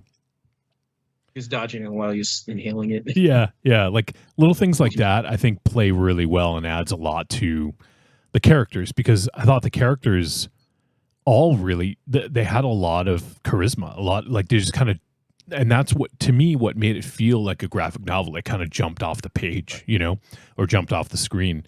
So yeah, there's that, and also someone else mentioned it already, but this film it looked gorgeous. Like if you can make an action movie that also looks beautiful with like some really great lighting and some great camera work and some great set pieces, like especially the stage for the TV show when like they had like that winter scene. Like right. That's just bonkers. Like the way that all played out. Yeah. And then even this movie had a lot of colors. Yeah, it did, definitely. And then it's not typical. Yeah. And then even that scene when he's taking the elevator up, like afterwards when he's going to see Hilda Van de Kooi, and just the lighting in that shot. Yeah, I just thought it was really well executed, really great sets. That's something that I think set pieces are so huge in action, because it's really just like, for instance, one of the most famous, I would say, of the last 25 years, I guess it was 99, 2000, I think. The second Matrix movie, that fight scene in the hallway in that like mansion, where Neo's like flipping on the fucking stairs and shit, like something like that, super memorable. Or I'm trying to think of what can you guys think of some other like fight scenes in any movies that are just like the hallway scene in Oldboy, right? Like I was just going to bring that up. Okay, I'm sorry to steal your thunder, but that's super memorable. You say that and people know exactly what you fucking mean, to the point where it's been copied so many times now. Mm-hmm. Are there any others you guys can think of? The fight scene in They Live. Oh, of course, in the alley. Yeah. Oh yeah. You dirty motherfucker. I keep thinking of the big Bruce Lee fight scene in Enter the Dragon, who's in the thing. All the mirrors. Mm-hmm. Not the mirrors. The one in the middle of the movie. Okay. Before he gets caught. Yeah. Okay. Yeah. I'm about that. The mirror one to me sticks out too. That's a really good one. But yeah, like you can just say the setting and people know what you mean, right? Like an action movie. Oh, the fucking mirror fight was awesome. Or good, MZ. Yeah, I think it's Jet Li and Ong Bak, the stairway fight scene. Tony Jaa. That's Tony Jaa. That's what I meant to say. Tony Jaa. Let's see. It's The Protector. Okay. All right, so I'm way off. But yeah, it's like a spiral stairway scene that goes up like 3 flights. Mm-hmm. And it's like one shot, right? Yeah, Tony Jaa, that's who I meant to say. And The Protector, that's what I meant to say. There's I had another one just on the tip of my tongue, and I forget what it was now. Hero, the film Hero. You mentioned Jet Li. I think it was a scene. Maybe it was a Michelle Yeoh scene, but let me look up Hero. There's one scene in it. It's so fucking gorgeous with all the what are those trees with the white leaves? Lotus. Tiger, Hidden Dragon? Crouching Tiger, Hidden Dragons. Well, there is one in that too. There was a Yeah, I'm thinking of Hero. It might have just been maybe I'm combining them. There's a scene in Hero with like there's leaves falling. Yeah. It was I just see what really you're saying, gorgeous. Yeah. I think it was Hero with Jet Li. But It's like thinking about the scene where with the arrows, where they're reflecting it with their swords. I was thinking of that. How about Karate Kill's truck scene? Yeah, that's a good one, definitely. Yeah. But I mean, we could go on and on, right? But we're just like coming up with some of the ones off the tip of our tongues here, and but I think that this one has some of those. Like I think the TV show set where they have like the fucking Winter Wonderland kind of deal. I thought that was pretty memorable. There's the scene when I love the scene when he goes the fake family, I guess. Oh yeah. Like that was fucking hilarious and awesome. And then also when same character. Yeah, the first time he fights he well, I don't actually I almost gave a spoiler away. But when he fights the girl with the helmet, what was her name? June? Yeah. June 27. When the first time he fights her, I think it was in that room where there was like the fake family, and then he like falls down into like the mansion through like a table, and there's just a lot of really interesting sort of things going on there. So yeah, I mean this has, I'm not saying they're as memorable as some of the ones that we mentioned, but you could say like, you know, the TV set, the winter TV set, you know, or like the mansion, or you know, the fake family fight or something like that, and people would know what you mean. And I think that's really important in an action movie, and I think this had it. And it also had larger than life characters. Sharlto Copley, even though he was on the rest in peace, he wasn't in this very long. But that scene with Andrew Koji, who plays Basho, and he's holding the fucking like engine block over his head. Holy shit. That see, like that's fucking, that surprised you. That's comedy. Like it is shocking, and you're like, what the fuck? But it's like he's like, oops, like my hands are sweaty. Like right. It's just like so outrageous. It's just, you can't help but laugh. And you know, I think that this struck that balance really well. So yeah, I mean, that's my first impressions. I think it's very difficult to make a comedy action. This did a really good job at doing that. And it had, as far as the story goes, it didn't have too much backstory. I was a little concerned, like 7 or 8 minutes in, we were still seeing kind of backstory, I think it was, with a young boy. He was played by Cameron Corvetti, who's in The Boys. Ryan on The Boys, yeah. Yeah. And I thought I really like him. Like, I didn't know he had a twin brother, but actually I had forgotten because they were in Goodnight Mommy. You guys remember we did the remake of Goodnight Mommy, and they were the boys. Yeah, they were the twins in it. So they're both in this. I don't know who played what role. Maybe one of them played the long hair role and one played the short hair role. But yeah, like I think he's awesome. Like I don't know what scenes were Cameron and which ones were Nicholas, but I really like Cameron, especially because, you know, from The Boys. That's how I know him. So Right. And he's a character that like you can like or you probably could hate. yeah, exactly. And he has a young Casper Van Dien vibe to him. I like that. You love Casper Van Dien. I do fucking love Casper Van Dien. All right, so that's what yeah. You know, it's funny. We actually saw Casper Van Dien was in a movie we did last year. Was that like something Heidi, right? Like what was that movie called? Bad Heidi. He was the cheese meister. Yeah, the cheese wizard. The cheese whiz. The cheese wizard. The cheese wizard, yeah. I gotta grab Ollie. All right. So that was a long first impression, but we did kind of go into some other territory there. So why don't we go ahead and jump in and start talking a little bit more about this. We kind of talked about the comedy, but what about the action? Did the action? I'm going to go to you, Carlitos, because you are a connoisseur of action. So do you feel the action held up in this? Do you think it goes pretty good? Oh, absolutely. I think the action slaps here. Yeah. I think it's I don't know if it's Gareth Evans good. That's right, Gareth, right? Yep. Yeah, it's Gareth Evans. but it's definitely whoever directed the John Wick movie's good. I think I could see this director doing a John Wick sequel easily. With how he directed the action, it was inventive. So there was a lot of slick camera work.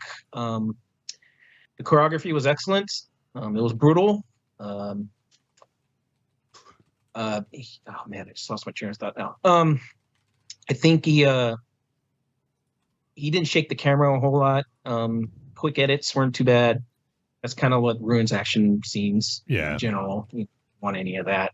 That's the one example I always go to that ruined the shaky camera ruin for me was the Bourne Supremacy, and I saw that in the theater. I was like, I can't see shit, because it kept shaking the camera all over the place. But no, nothing of that here. I mean, it was they had some inventive moves, with the shotgun, incorporating. Probably why they labeled it as gung fu, because they had incorporated the guns in the fighting. So like he kicks them and then he goes behind he doesn't even look behind him. He does like the Ash from Army of Darkness thing. Oh yeah. Puts the shoulder and blows the guy's head off that way. So I mean, yeah, but it's very well done, I think. Yeah. How about you, MZ? I know you're maybe not quite as much of a connoisseur of action, but what did you think of the action in this choreography? It was very tightly choreographed. Yeah. Very well done. And I also think the assistance of swooping cameras and cameras switching sides and gliding cameras angles and things like that really kind of beefed it up a little bit. So, but the fights themselves are really solid. Smooth movements. Very well edited, things like that. But you add those camera glides into it. And those swoops going in and out of the fight and zooming back in a little bit here and there, and it just put a whole different dynamic on your average fight. As well as good as fights can be, but when you do that sort of thing with the camera, it kind of gives you like that three. I guess it would be 3-dimensional look at it. Kind of like the way they have the cameras swooping over the football fields in NFL games now. It's really neat. Only you get to be really close in on the action and get to see everything going on. But the fights were really solid. I mean, they were just really well choreographed. Whether it's hand-to-hand combat or weaponry, it didn't matter. It just really worked out well. Yeah, I would agree. I think it covers a lot of ground because we get some hand-to-hand. We get a lot of weapons, like handheld weapons, and we also get some, as mentioned, gun fu. So I think it all like really blends together nicely. And yeah, I'll agree with what Carlitos said, is that it's not quite Gareth Evans, but this is definitely on par with a lot of the American action nowadays, like the upper tier American action is what I mean, like the John Wick type stuff. And I do feel that the camera work in this, I'm not saying it put it above, but it gives it a different feel. And really just like, I feel like the camera work also is part of the choreography, of like, especially that scene when he's fighting June on the table. And like, I love that scene where she goes flying up in the air and then she's coming down with like the axe, and just some of the camera work done in that was really awesome. So yeah, like, if you can shoot it in a cool and interesting way that doesn't take away from the action, for me, it only enhances it. And I think it absolutely did in this film. And yeah, so I mean, I thought the action was done really well. The choreography was good. And I also read that Bill Skarsgård, he said he wanted to do all his own scenes. In the end, he didn't do all the stunts, but I guess the reason was because they had a very short window to film this movie, and they didn't want their star potentially getting injured. So, right. So he actually did a lot of the choreography though, and he did a lot of the stunts. But there was a few that they just were like, yeah, let's get a stuntman in there, just so just in case. They hit it. What's that, Carlitos? They hit it well though. Yeah, like you have a hard time telling who's the stuntman and who's him. Yeah, absolutely. Especially when his shirt is off, glistening in the sun. Glistening. Listen to the sun. Glistening abs. Glistening abs. How about you, Raven Shadow, in terms of the action? It blows me fucking away that this is a first-time director. You know what I mean? 100%. And I thought it was dope. I think it, you'll believe a man can fight. Like, I bought this character being a one-man army, as the synopsis says. I bought him doing it, and I thought it was kick-ass. It had great elements, and I agree with the way that the camera, everything was used to make the imagery. And I thought it was great. It feels that hyperkinetic action, Jones. Yeah. That I get sometimes, and it 100%. Yeah.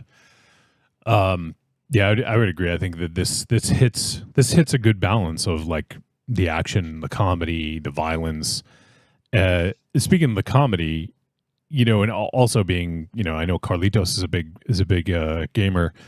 Obviously a lot of video game influence in this as well, and sure.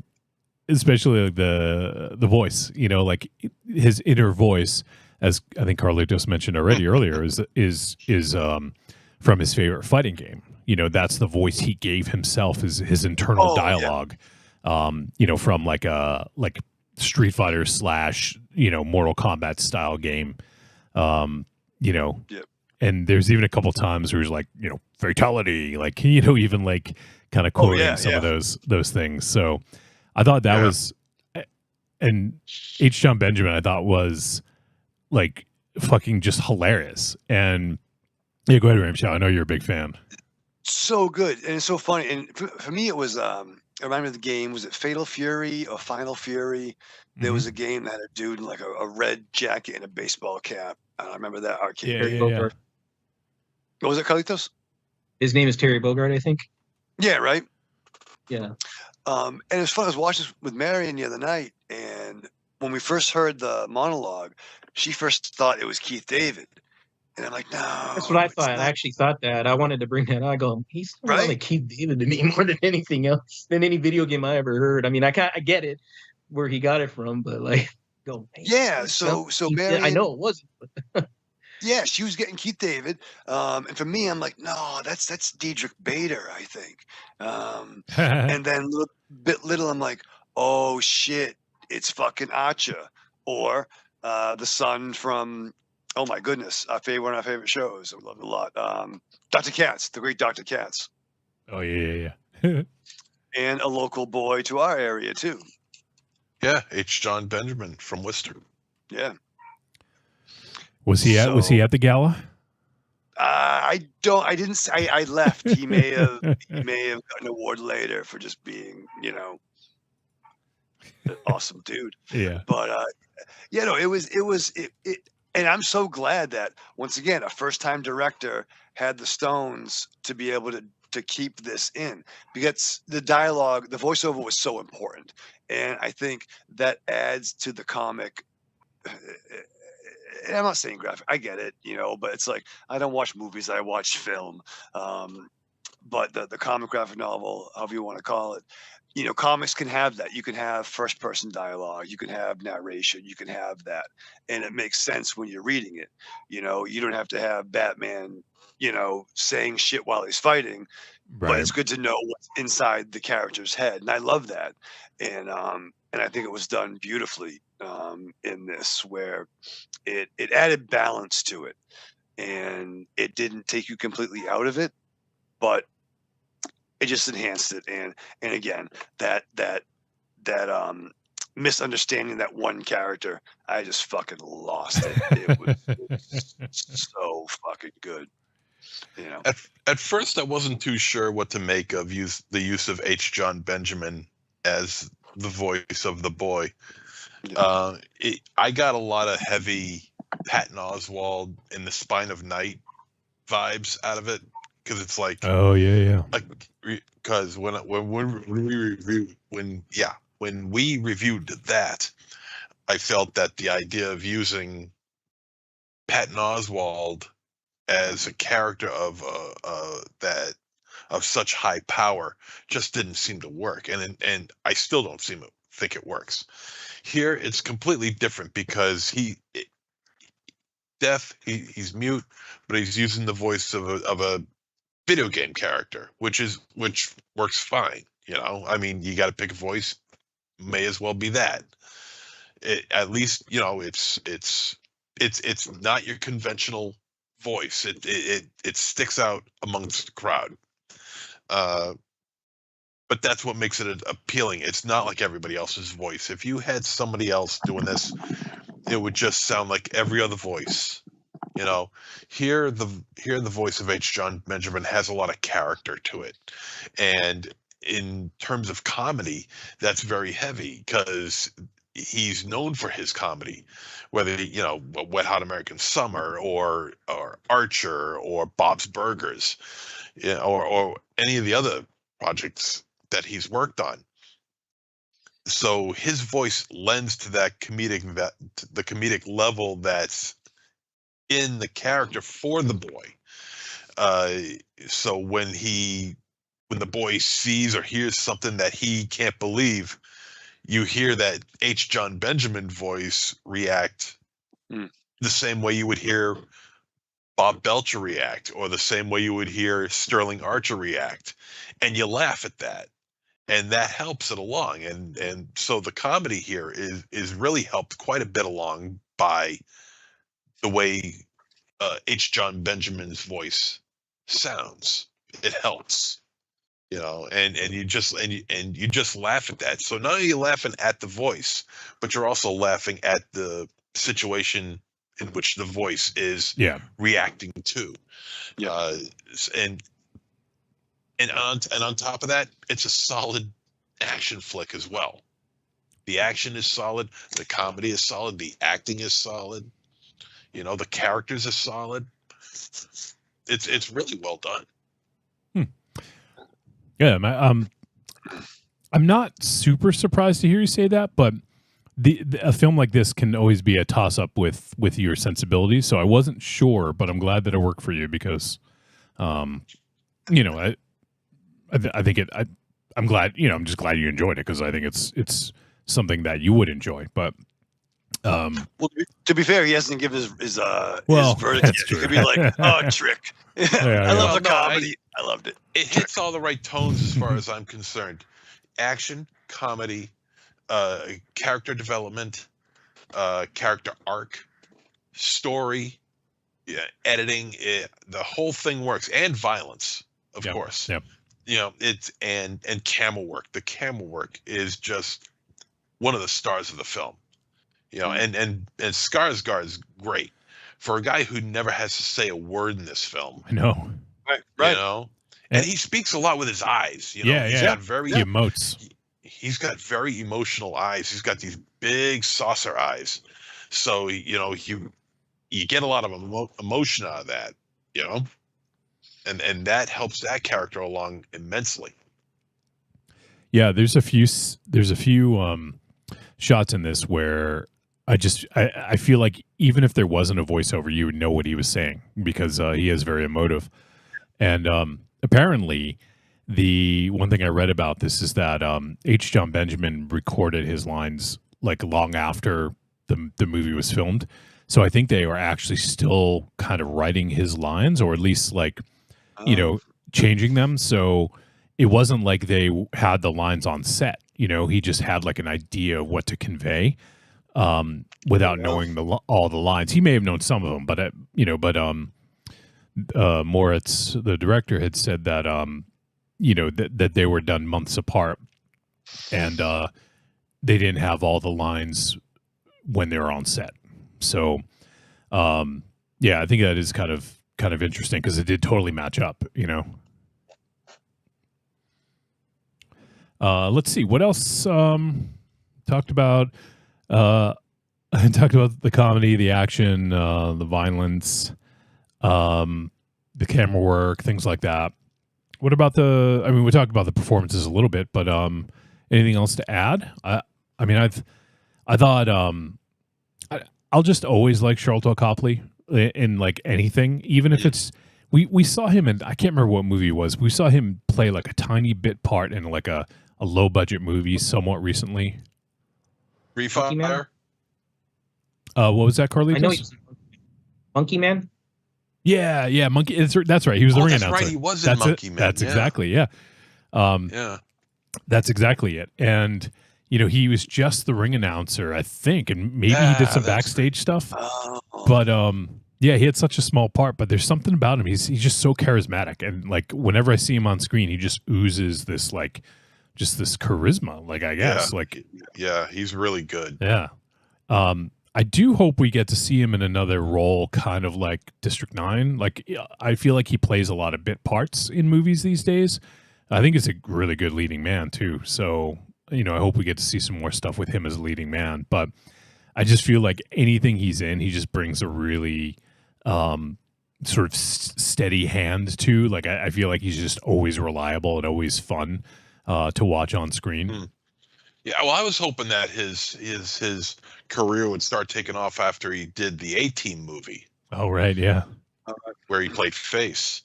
And unfortunately, that didn't happen. Murdoch, yeah, that's right. Oh, wait, was he Murdoch? Yeah. Who was Face? Oh, that's right. Bradley Cooper was Face. Bradley Cooper, yeah. Did you like his Murdoch? I thought he was. I thought it was good.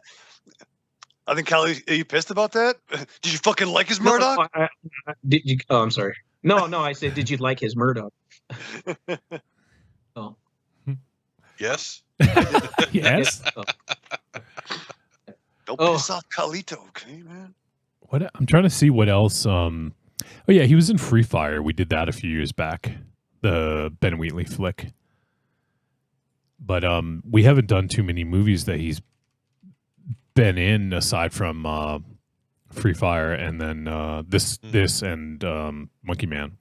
Well, we've done 2 now this year, so true, but we hadn't done one. Can't complain. I think the last one we did was 2016 when we did Free Fire, so it's been a while. Yeah. Oh, that's right. He was in Chappie. I still haven't seen Chappie. Oh, and he was also in the remake of Old Boy. I haven't seen the remake yet. Well, they all can't be winners, you know. Yeah. Oh shit. I don't know if you ever played this game, Carlitos. Did you ever play the Payday games? Oh, I never got into them. Yeah. So he did a voice in Payday 2, which I put like hundreds of hours into that game because I used to play it at work. We'd take lunch breaks like every day and play it. Because you could do like bank heists. You were the bank robbers. So you could play a couple rounds in like an hour. So it actually ended up being like a really awesome gaming experience for like lunch. But yeah, I guess he does a voice in that. That's funny. I didn't even know he was in that. But yeah, I think he just adds like a star power to almost anything he's in, and I really dug his role in this. As short as it was. He did a TV show. It was a comic book TV show. Did you? Have you heard of? You heard of Powers? Have you, Raven Shadow? Oh yeah. Oh, the Bendis one, Brian Michael Bendis. Yeah, he was the lead in that. He played. I know the character. He played a character who lost his power, and the character he played was Diamond Man or something like that. What channel was that on? The weird thing. Here's how I know it was a PlayStation show that Sony or PlayStation produced, and they only distributed like on when the PS3 was out. On that, that's how you was able to watch it. So it wasn't like widely distributed. So it was kind of like this push that Sony was trying to do. To, have like this TV show channel on the game systems or something like that. I can't remember exactly. But yeah, but I watched the first season. I didn't get into the second season, or I didn't get a chance to watch the second season. I mean, it was okay. It was like a cop show in a superhero world. Yeah, yeah. There's Basically what it was. man and woman partners, right? Yeah. Detectives. Yeah, he was like a part of a task force that dealt with superheroes or something like that. Yeah, Gotcha. He always wanted his powers back. He somehow lost it. That was the thing. It Hmm. was kind of like driving his character, stuff like that. Oh, it's funny. I didn't actually know this, but so the let me go back. I was looking at another movie here. Isaiah Mustafa, the actor, he played Benny in Boy Kills World, the one that Boy couldn't understand. He played Mike Hanlon in It Chapter 2, and like when they were older. He played Mike, so he actually was in a movie with Bill Skarsgård previously, at least one. That's fun. Okay, I thought he looked familiar. Yeah, I thought so too, but he looked different with the beard. Familiar. Yeah. That's an epic beard, by the way. That took some time to grow. That's an Aries leveled beard, right? I thought it was like Black Aries. Yeah. And another character I love in this is Gideon Vanderkoy, played by Brett Gelman. He was the bald guy with the glasses. He's the one that wrote the speech about the owl. Yeah, the owls. He's a Stranger Things. Yes, yeah, exactly. These people don't know what an owl is. Yeah. I think the only thing I've seen him in was Stranger Things. He was like the conspiracy. Yeah, the conspiracy theorist guy in the last the last season or the last 2 seasons? I forget. But the last 2 seasons. Yeah. But he's really funny in this, and he's just funny in almost everything he does. I've seen him in, but I thought he was really good in this. And oh shit, Evil Corny says that he's also the Old Spice guy. Oh really? Yeah. What? Oh, that guy. Awesome. Oh, at first, I thought I was talking about Greg Elman. Oh, sorry. Yeah, I went back to Isaiah Mustafa. But Yeah. then it made me think of no. Wait a second. That's the same guy? Yeah. According to Corny, I don't know why he would steer us wrong. Yeah, I think it is. Yeah. Yeah, I mean, he's got a very distinct voice as well. I'd have to see that again to find out, but he was also in the Three Stooges movies, so he was. He was. It says here, TV commercials for Old Spice as the man your man could smell like. Wow. And apparently he was on the practice squads of 4 different football teams from 97 to 2000. So I guess he was in the NFL. Really? The Titans, the Raiders, the Browns, and the Seahawks. Wow, no shit. So that's awesome. It's on his IMDb page. It says trademarks: towering height and muscular physique. That's good. But yeah, I thought he was fucking hilarious, and the interaction with him and Bill Skarsgård character were just fucking great. Like that was one of the highlights for me, I think, in this was that. Oh, no kidding. Huh. Evil Corny says Powers is a good series, and he says Diamondback. That must have been the character. Yeah. All right. Anything else you guys want to add to this? Because we do have another film to talk about, so we could probably wrap this one up if there's not anything else. Yeah. Anything else we can say in the verdict? We don't have to get into what it was, but what do you guys think of the twist? I liked it. Did you? Yeah. I could see, like, I actually saw a couple people complaining about that, like, oh, this film didn't need it. But you know what? Like, I think for me, it actually made me have a deeper connection with the boy, because you felt like a lot of sympathy or I guess empathy, like, for him in what he went through. And like, I'm not going to say too much more than that if people hadn't seen it, but I don't know. I thought that it just made it was a nice twist for that character and made him kind of revisit a lot of different moments in his life differently. 100%, and it's one of the small things that just is like, if a normal action movie would be like this, cigarette box, it's one of those changes that, like, this turns it, on its side that makes it different. And I think that twist with the narration just gave it its own uniqueness. You know what I mean? Yeah. Just enough to separate itself from, there's a lot of great action movies, but just to make it just different enough. And that's what worked for me. All right. Well, let's head to the verdict on this one, and let's find out what everyone thought. Trick or treat, baby. I wonder if people would say you're a trick or a treat. Trick or treat, motherfucker. All right. It is verdict time. We're going to let you know whether Boy Kills World is a trick or a treat, and any final thoughts. Let's start with MZ. Yeah, this was fun. I enjoyed this. On a technical aspect, I thought it was brilliantly done. Just the editing and the camera work, the acting wise is pretty spot on. Every character was believable, as over the top as they were. I felt that as well as the action sequences. I mean, it didn't take. It's not like you have to, say like, okay, it looks good on paper, but on site, not so much. No, here it actually works, and I think the camera work that plays along with it kind of helps that along.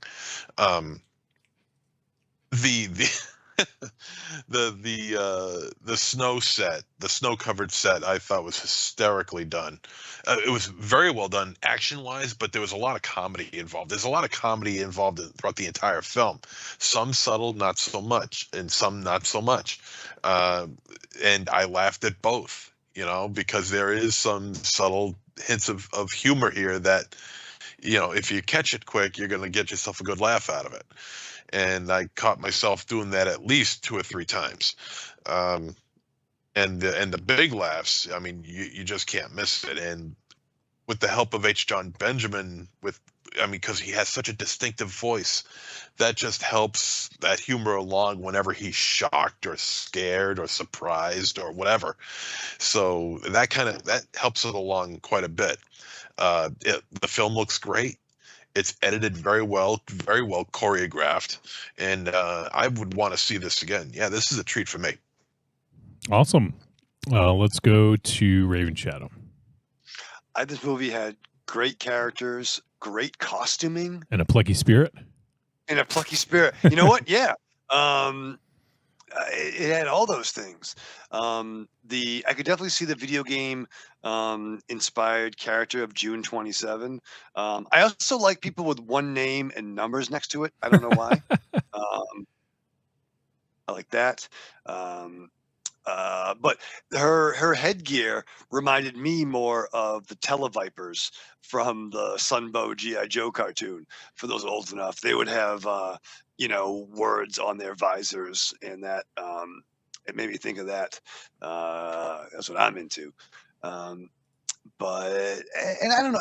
I'm with you, Wolfie. I do think it's harder though to do horror comedy over horror action. Action comedy. But I think you're 100% right where the stakes have to be high. Yeah. You look at Shaun of the Dead, it was a lot of jokes, but at the end bar scene, shit got fucking real.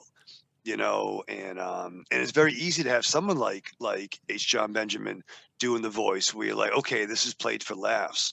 But I don't know how I can quantify it, but he did just the right mix of both. And I think he actually was more reserved, to make it interesting, but not like Gilbert Godfrey couldn't do this. Yes, he couldn't blend that line, that balance. Wow, how dare you say that about MZ's favorite actor of all time?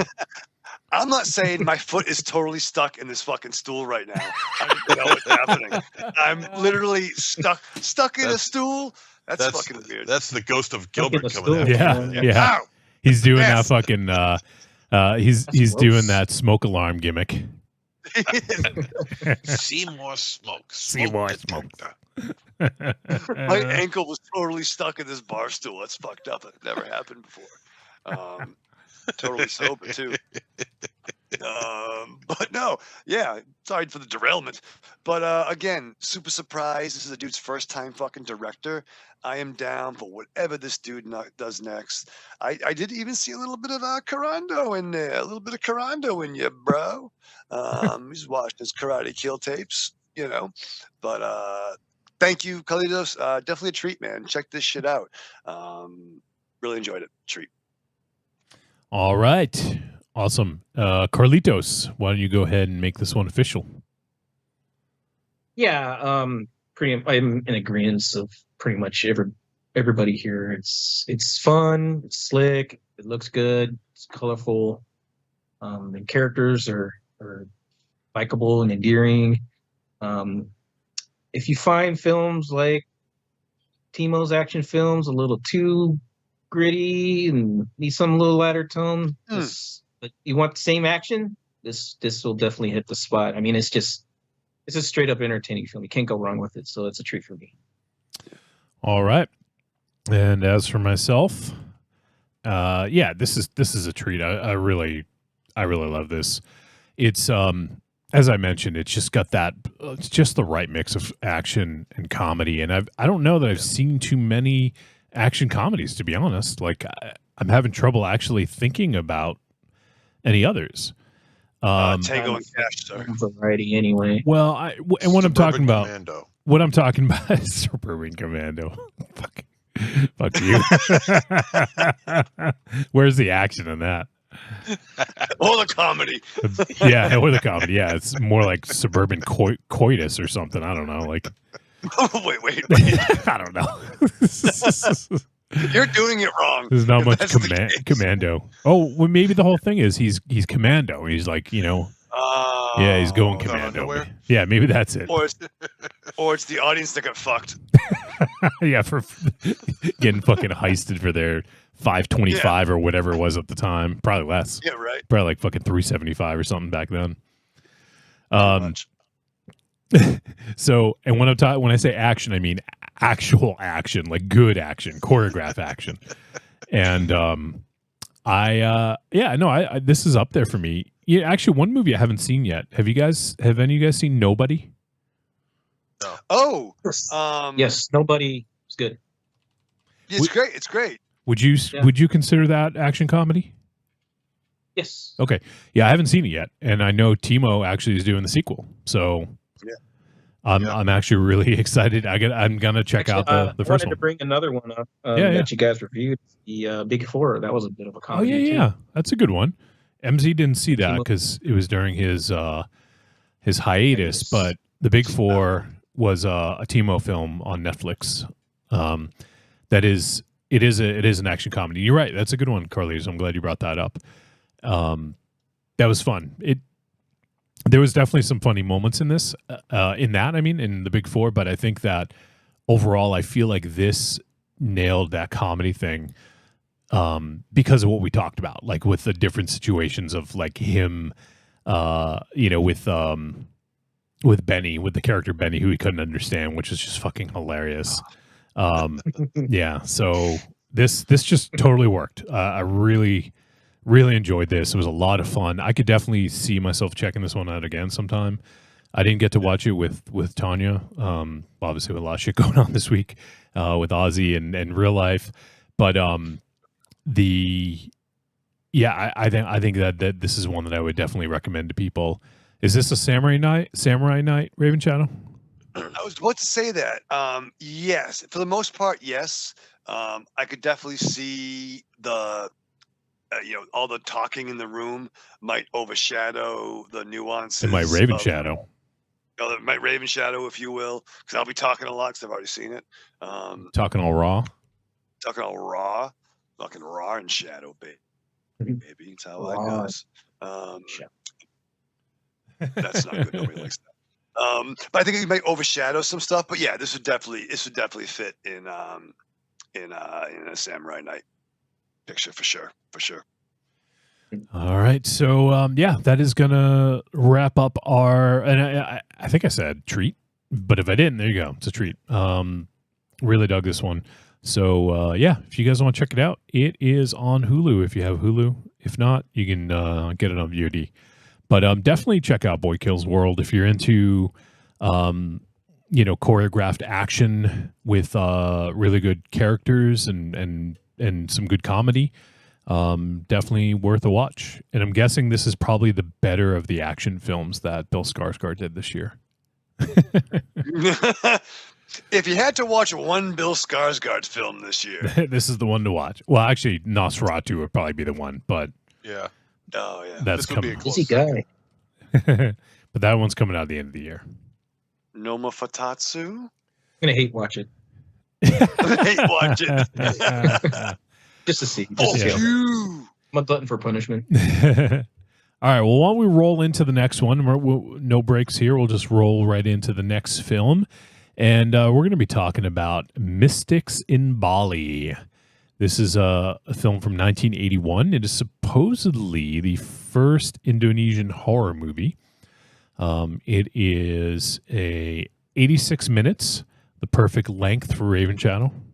Oh, it didn't hurt. I am going to butcher all of these names, so bear with me.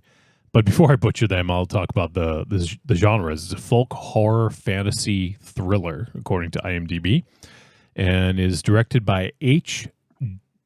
Jut Jalil, sorry. Written by Putra Mada and Jimmy Atamaja, and holy shit. Ilana Agath Bastian, Yos Santo, Sophia WD Mokhtar, Debbie Cynthia Dewey. I am going to stop because I'm just going to butcher the rest. The synopsis for this one: a woman researches a book that takes her to the black magic cult of Leek in Bali. She meets an evil witch who promises to train her dark arts, but she is tricked and turned into a flying vampire with internal organs hanging from her neck. Way to fucking spoil it. All right, so Mystics. That's on the cover of the yeah, you're right. It is. box. Yeah, that's a good point. So this is the second film for Carlitos' Patreon takeover. So Carlitos, why don't you go ahead and tell folks what made you choose this one to talk about?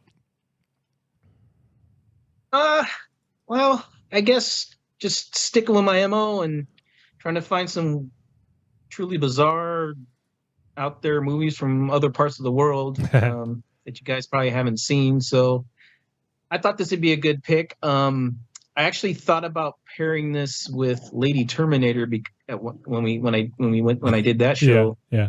Because it's the same director. Yep. But I think Aries would probably quit on the spot.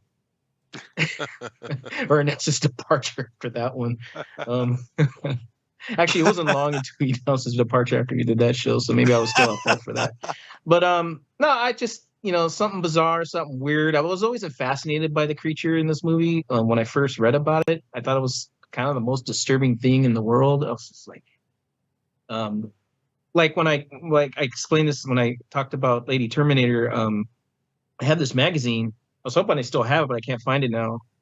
I think it's a British magazine that I bought from Barnes & Noble's one time, a long time ago. And it had this great article about horror films from around the world, and it was just name-dropping movies that I didn't even heard of. Obviously, it did a big article on Japan as well. It had its own separate article for that, but I already knew all about that by then. But it was just talking about this and giving the description. I was like, man, that sounds messed up. And then I watched this movie. It's like, it's not really that messed up, but it's still fun to watch. So, that's how I heard about it, and that's what I'm sharing here today. So, all right. Well, yeah. I mean, I always appreciate doing some cult. This is like Mondo put out a release of this. Yeah, I actually have the DVD for this. Yeah. And I first watched it. So definitely one of those ones. It sort of has been, at least in sort of my sphere, I guess, is like sort of been this like infamous sort of movie. I'm pretty sure we might have talked about it when we talked about some other films previously, but I'd never seen it. But I'm trying to think of some of the other like black magic movies that we did. There was like Boxer's Omen. I was actually thinking about dropping that on you guys, but then I thought about the Galligator scene. I was like, nah, I can't do that one. It's funny, we actually did that on the show before. I forget. Oh, really? When did we do that? I'm gonna look it up and see. You guys remember I think you did. I think I listened to that show. Now that I think about it. We did it way back, 157. So it was a long time ago. We did it with Demon of the Loot. We did the Boxer's Omen and Demon of the Loot. Jesus. Did you do that with the Muscle Guys or something like that? You know what? I think it might have actually. He's going to kill me if he's in the chat room, but it might have been with Ghetto Tim. It was with somebody. Shit, I don't have show notes on that one. It was so long ago. It was before we had like all the show notes on the website. I'll have to look it up further. Yeah. So we did some of these sort of like Asian black magic horror action movies. And I'm pretty sure someone had brought up Mystics in Bali at some point while we talked about that. So, but yeah, this is the first time for me. Have any of you guys seen this previously, MZ or Raven Shadow? No, dude. I've always wanted to see Mystics in Bali. Okay. This is one of those Far East films I've always wanted to take a look at alongside The Witch with the Flying Head. Yeah. Oh, we'll get into that. The head, if you will. All right. Well, why don't we jump in and do first impression? Let's start with MZ. Well, like I said, I've always wanted to see this. I've heard of its reputation, infamy. Yeah. And I could say I definitely did not walk away disappointed. It's everything that I heard about and read about. This movie is covered in a book called Mondo Macabro, which I have brought up on this show many times before. And it's a fascinating book. I suggest you hunt it out. I mean, in a film like this, I mean, Indonesia in 1981, don't look for high art, okay? You're not going to get it. But what you do get in this film is unbelievable visions. Just the spectacle of it all. What you see is just when things get really spooky. That is not your average, discussion walking down the street during the daylight type of scene, but when the nighttime scenes hit, it really takes an ominous turn.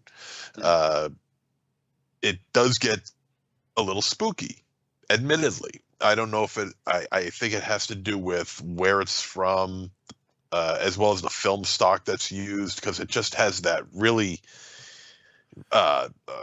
dreamlike feel to it. Definitely, yeah. It has a really heavy dreamlike feel to it. Then when you finally get to see the witch,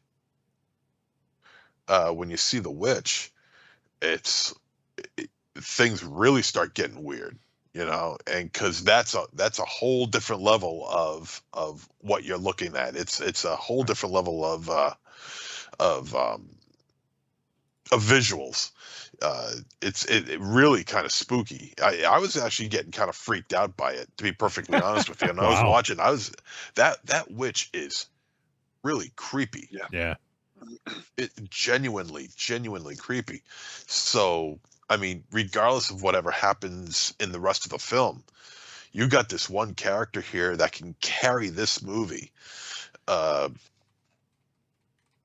That your eyes and your senses are going to be completely glued on, simply because of the way she looks and the way she sounds. And it's just completely off the chain, and it makes it for a very interesting night of watching a movie like this. All right. How about you, Michael Raven Shadow? I didn't know what to expect. Or where it was going to go. And then as I'm watching it, there were certain scenes that I got the feeling of, I feel there's some scenes that were like an edited cut of like a Skinamax movie. because there's weird certain placements of characters. Yeah. Okay. I know what scene you're talking about. There's two. Okay. There's the deciphering the code scene. Yeah. I was thinking that this time I was watching, I was like, man, this is like a porno. For real. And then when she wakes up and he comes to a room and literally she is like head to head, if you will. She is like crotch level for lots of scenes as he's trying to help her. And what's his name? Like at one point I thought she's like hand job. I'm like, wait, what did she say? But that's his name is like H something, like hand. It's Mahendra. Mahendra, yeah. But I thought she was offering a hand job at one scene. But I gotta say with MZ, like, all right, fine. Indonesia, 1981. It's not fucking cutting edge technology, right? You know, it ain't fucking Lucasfilm, fucking whatever the fuck. But when we first see the witch, it is scary in the darkness. They're looking at it. She's spinning that's around. what MZ was saying. Yeah. Like, and I was a little bit, you know, I was watching in my room with my dog. You hold Ollie a little closer. I did, yeah. I'm like, bro, you better let me know if this chick shows up, dude. But the cackling, like, yeah. So I'm like, what the fuck? Once again, it's a Patreon pick. It's Carlitos, who I like and respect, a friend of ours. I'm like, what's he gonna fucking show us? So I buckled in, man. Smoked a bowl. Oh, and it's based on a book, which I'm fascinated by. I want to read that book based on the novel. Yeah, so I'm along for the ride. All right, Carlitos. How about you? You obviously had seen this previously, but I don't know if you can remember your first time watching this or what your first impression was. But if you can, what that was like, and also maybe your most recent watch, if there's anything else that stuck out. Yeah, when I was this was I think it was kind of one of those movies where I had to kind of gear myself up to watch it, kind of like when you try to gear yourself up to watch something like Cannibal Holocaust, you know. Which sounds funny now based on like what it is, but at the same time, when I think I got this copy at like a Suncoast or something when those. Oh wow, yeah. Or one place I used to go to called Media Play. I don't know if that was a big chain or not. Yeah, we get them up here. Yeah, we had one. Yeah, like back in the early mid 2000s, man, they had all kinds of stuff you could find. And Oh yeah, Media Play is where I first saw the Sinful Nuns of Saint Valentine on fucking DVD. Yeah, I think that's where I started seeing like the cannibal movies and stuff like that. At that place, it's like, man, they got everything here. But yeah. So, but I saw it, and like I said, I had that book. That book's really, or that magazine, and I wish I could find it again because I used to read it a lot. And so I was like, oh, that's that movie. I'm gonna get it. You know, even if you're not, it was like an instant buy. It was like what do you call it? I know. Not instant buy. You know when you just buy something like I forgot it. I forgot the name. Like sudden scene. Like what is it? I know what you mean. Yeah. Oh well, anyway, yeah. What? Blind buy, right? Not blind buy. It's like close. Yeah, it's like close. I can't remember the word. Somebody will. Okay. Corny. Anyway, I saw it, and then I watched it. I was like, because I was worried about the baby stuff, because the baby stuff is always after having kids, your brain changes, and like you can't watch stuff like that anymore. And I found that out watching an Uwe Boll movie of all movies. And, it was the movie Seed, by the way. Anyway, so I watched it and I go, it's not bad at all. It's actually kind of campy. It's fun campy, but it's campy. Yeah. You know, and yeah, I had fun with it first, and as far as the second time goes, I was a little more critical about it, and I was like, yeah, this movie ain't good. I'm not saying it's like unwatchable or anything. It's a fun good, you know, because it has all these crazy scenes in it. But I just, as a story, I go, Mahendra's been watching them do these teachings, and why is he saying anything? Well, he says something later, but he doesn't say anything to her, and then they're just kind of spinning their wheels. It's like, oh, they're kissing. Now she's teaching. Oh, they're kissing again. Now he's teaching. And then finally they do something about her, you know, about her being in the black magic and having it take over and her being just having her head being used and getting blood and all that stuff. But yeah, so that's what I think now. But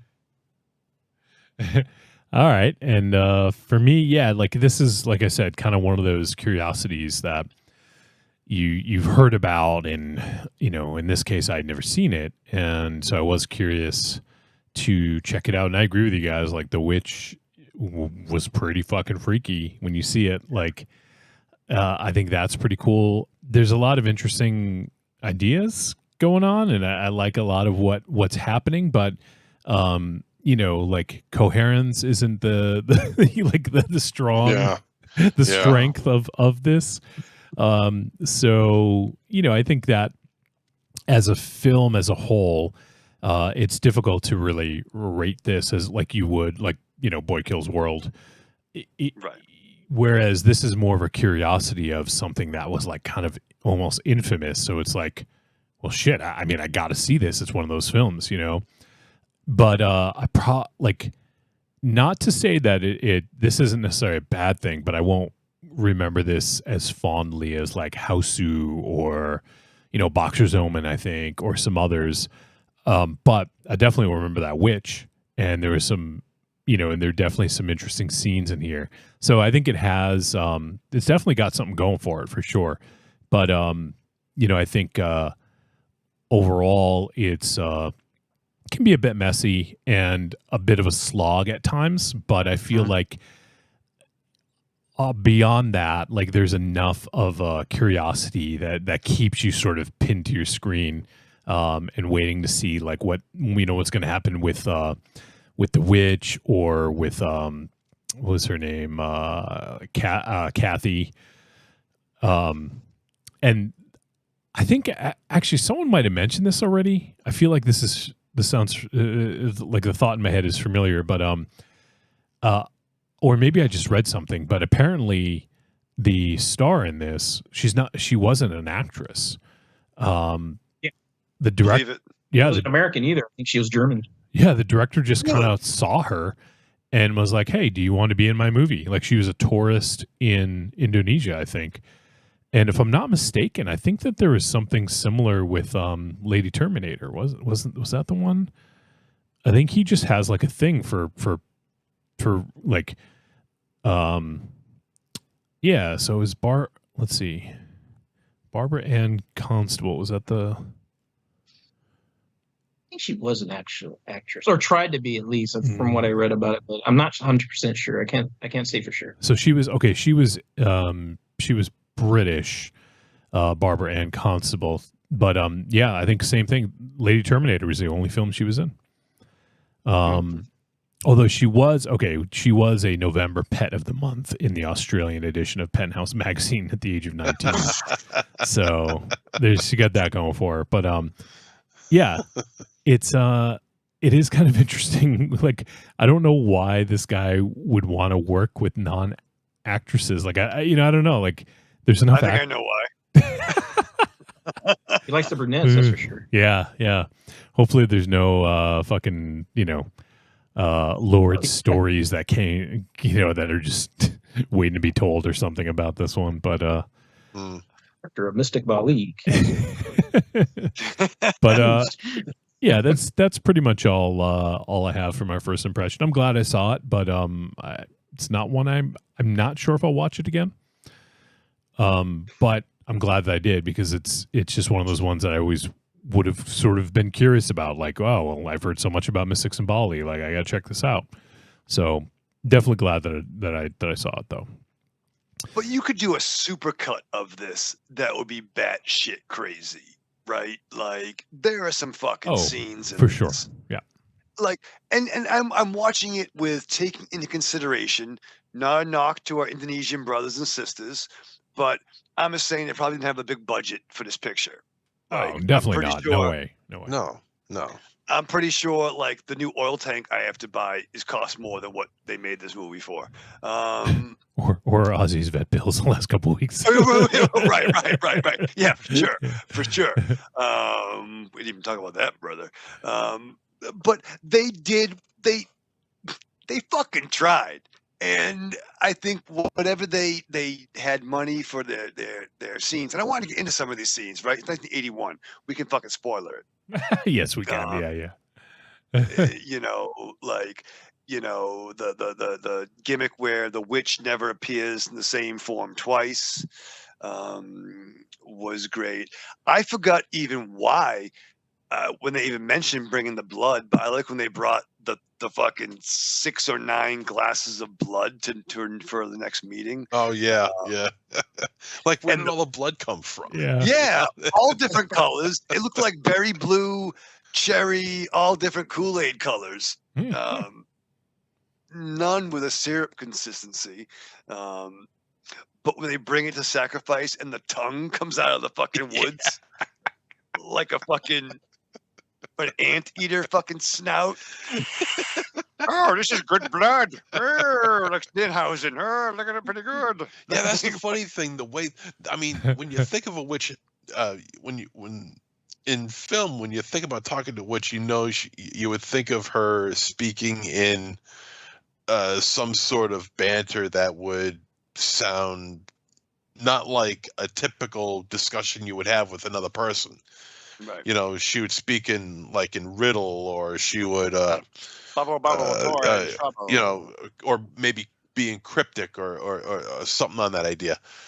Here she's like, this is good blood. Where did you get this blood? You know? Yeah. And the girl, the girl. Where are you from, little girl? Yes, it. So like the dialogue with the witch is laughable because the witch does not talk like you would think a witch would speak. You know? Speaking of fucking comparisons to porno, take off your skirt, girl. Yeah, right. I have to and she put does a mark on you in a she place that no one can see, in a secret place. yeah. That always works. Why don't women fall for that now? Jeez, I can't imagine why. Jesus Christ. You know, and but there is some striking visuals here, like when they meet up with the witch for the first time, and there's this like panned out shot of like the man and the girl on one side and the witch on the other side, and the way her hand is out like this, and the fingernails are just jutting out, and you got the sun, the moonlight hitting her and everything. The way the whole scene looks, is absolutely dynamic. It is creepy. And as she's getting closer and closer, like, shake my hand. Yeah, you think something's going to happen with a hand like that and the nails jutting out the way they are. You think something's going to happen, you know. And I mean, it's just an ultimately creepy scene. It really is genuinely creepy. Yeah, I agree with that. I think there are quite a few like very creepy scenes, and you know that's what makes it memorable. And you know, like I said, I probably won't watch it again, but I will remember those scenes for sure. Right. Yeah, it feels like that. Yeah, but like you said before, Wolfie, the how tight the story is told. You know, it's not very well. It's not a very well structured story. There's loose ends everywhere, and there's a lot of nonsensical dialogue going on, that doesn't seem to add to the story. It's just dialogue just to pad out the running time, probably because they probably felt they've exhausted and extended the story out to about as far as they could. So they throw in meaningless dialogue between our two lovers, and you know, just pad out that time.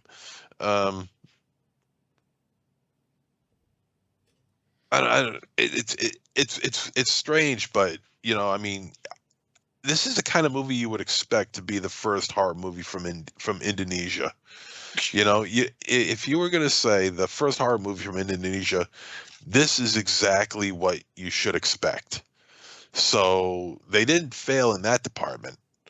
You know, the movie's not a failure. No movie's a failure. You know, but well, I mean, maybe with the exception of probably Police Academy 7. But, Yeah, true. Mission Yeah. Moscow. Yeah. Call back. Yeah, good. Yep.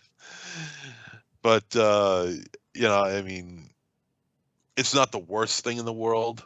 I might revisit it again, maybe someday, just as a curiosity, just to see it again. Maybe I missed something, but I don't think I did.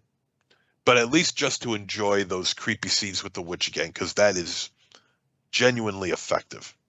This is a Hollywood could learn something from this movie, believe it or not. They really James could. Cameron, motherfucker, watch this, dog. Pick up. Tom Hanks, Scorsese, we got something for you, dude. Scorsese. You want some cinema? I got that. It was the cinema. Watch Mystics in Bali. Yeah. Get Mystic Pizza, Mystics in Bali. Yeah. I mean, this. Can we talk about the? All right. So I like the gimmick where, because basically she's trying to learn about black magic. She studied the voodoo, and now she's the trying voodoo to, that you do. The voodoo. Yeah. She's trying to get all the fucking, all the magic. And I like the twist they did where when she transforms, it costs somebody their life. And I love how nonchalantly the characters were like, you mean I killed someone? Yeah, whatever, it's black magic. Like, whatever. They had no... She got over that real quick. But, all right, fuck it. The scene when the witch is using her new protege and literally like takes her head off with the skeleton and other guts to go on a journey. The way it flies through windows and shit. Yeah, like a flying head to then fly into the home Tell us just of a woman. somebody doing the string. Yeah. She's giving a home birth, and the flying head with dragging entrails goes down as the baby's coming out. Yeah. And It's I don't outrageous. know. Yes. I don't know what's being bit. Is it the baby? Is it the hoo-hoo? I don't know. I thought the baby was being sucked out. That's the Did you vibe notice I the got from belly shrinking as it was happening? Oh yeah. So yeah, I thought like the baby was being sucked out. But all you see is the floating head looking up from the, you know what I mean, the vagine, eating the baby out. Yeah. Rage Against the Vagine. That's great. And then I love when the floating head then flies away. Part of the entrails bumps against the windowsill. Like, I like the way the head just comes off the shoulders, so you can see that hard line where the effect is being made. You can see that hard line on around the neckline. Oh, it's hysterical. So a floating head ate a baby out of a poor woman. Yeah, that's what happened. That's the legend of that creature. But it does. Okay, yeah, so probably in folklore, right? Probably that's fucking weird. It is weird. Floating head ate my baby. It's a floating zombie vampire head. Just say dingo. People will believe it more. What else? I mean, we could probably talk about this movie more, but animal transformations when they yeah. transform to the pigs or the snakes. Thank you. Oh, is this? Did Eastman and Laird see this and how they got Bebop and Rocksteady? Maybe, yeah. Because what the fuck? That jumped. I totally bought the floating head eating the babies. Made sense to me. When they both turned into pigs, creatures, that was gross. That looked like something out of Time Bandits. Oh shit! Yeah.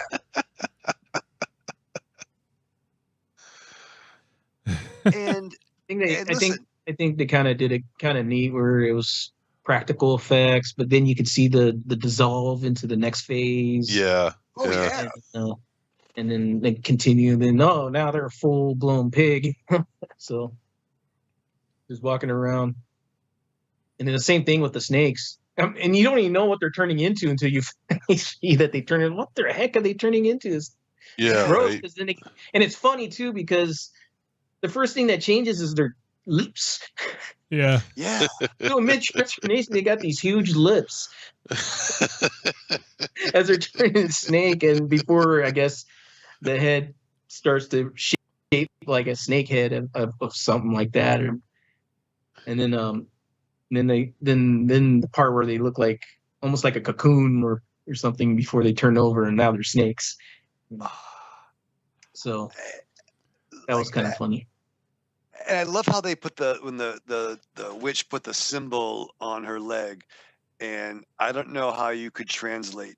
I don't know. I just love the fact that get closer to my thigh to read it. Yeah. You'd be surprised like how often in that scene, dude. I thought, okay, I've seen this movie before, but I think they're gonna, Yeah. It's like, right? you'd be surprised how often that doesn't work in. You'd be surprised how often that does not work in modern society. And this dude was the ultimate friend zone here. too. She does not want you to see. She does not want you to read the symbol. Get closer. She kept pushing him too. She kept asking him. Yeah, right. Yeah. That was ridiculous. And she's in a bikini too, so it's not like, so that just adds to it, I love when the weird witch tongue drew it on her. Like, yeah. It was like it's like they how did they used to do that? They would they draw on the negative or something like that back then, I think. Like it's pretty funny to see that. It was like an Indonesian picture page. I don't know what the fuck was going on, or like. What was it? What did the picture page's marker sound like? It was like something like that. It sounded like a greasy wheel or something like that. Yeah. Like I would like to see a fucking modern day remake of this. You know what I mean? I can see that. Got better Indonesian directors today. Yeah. With more right? Timo, man. Timo, bro. Timo would make it gross. So happens that today's picture page is all about counting. So if you'll just call Mortimer for me, after today's picture page, I'll do some more things with numbers with you. One roofie, two roofie. Capital X, small x, capital X. 5. Now, what do we have to do? We have to count the number of things in. I want to hear the drawing. Right. Where is that? 6. So we draw to the 6. Did you say sex? There it is. And there you have it. Sounds like a phone. Now, we have feathers here, right? So count the feathers. He's counting the feathers. 9. So we draw to the 9. All right, number 4. What are these things here? Rocket ships. So let's count the rocket ships. 4, 5, 6, 7, 8, 9, 10. 10 rocket ships. 10 rocket ships. So we draw to the 10. All right. Oh, our boy FTM just popped in chat. He says, "Evening, family," and hello, Carlitos. Up FTM. Yeah, FTM. All right. So enough picture pages. Yeah, I was fucking cringing hearing that fucking voice, dude. I know, right? Yeah, it's pretty fucked up hearing that now. I'd rather go to Indonesia and summon a witch. Are you sure about that? I think so. Which version? That one. First time Mike says, spoiler, Mystics in Bali is a fucking amazing movie. Treat. There you go. There you go. Q Buster. Q Buster. Let's see. Anything else you guys want to say about this? There was a fireball fight in it. Oh, yeah. Cool. Actually, I think the scene where you see the fireball kind of gliding over the water, I thought that looked good. I think that was something he did well. It just got a nice shot. And I don't know if I guess it was in slow motion too, so it kind of enhanced it. But but that was during a fireball fight where they were just battling. I guess another sorcerer. He just kind of popped out of nowhere. So and they were just bashing into each other, and I think it was 2 against 1, and one of them, which was the American Tourist lady, she got knocked out. But which one overall with that fight? But I love some of the dialogue too with was it Mohinder and his uncle who knew spells, and just how like blasé he was. The uncle was at certain times. Speaking of, I was just kind of like scrubbing through the movie here real quick, just because I wanted to see if there's anything else I'd forgot that I wanted to bring up. And it's that scene right before she eats the baby out of the woman, when she like knocks a woman through the window. Oh, like that whole fucking scene is ridiculous. The floating head, it like knocks a woman through a window and then goes up to this woman and like goes up to her to rage against her vagine and and eats her baby.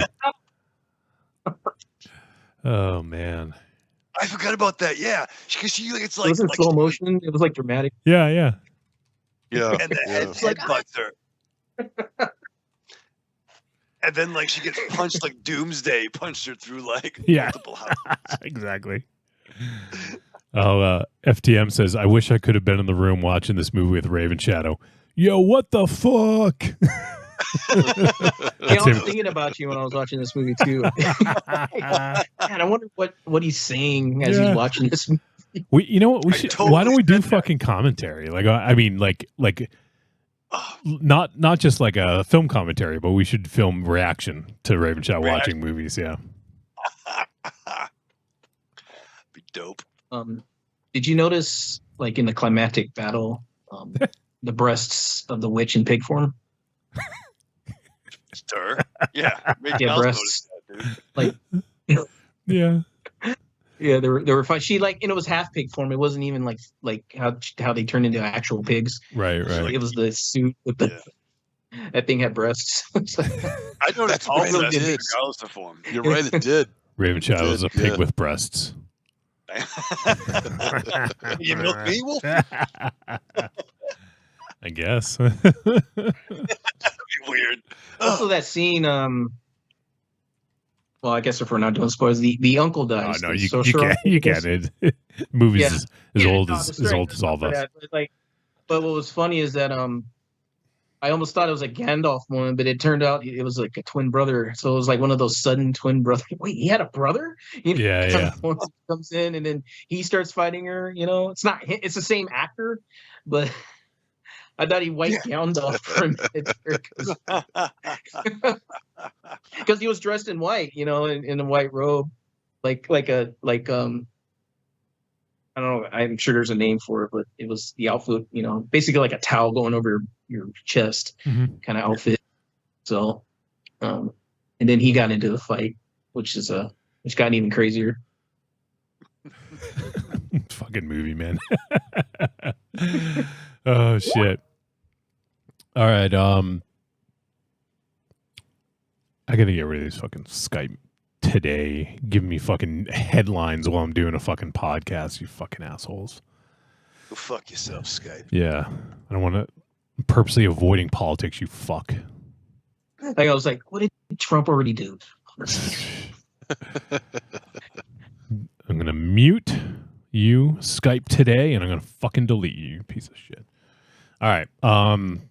So I think we can probably go to the verdict on this one.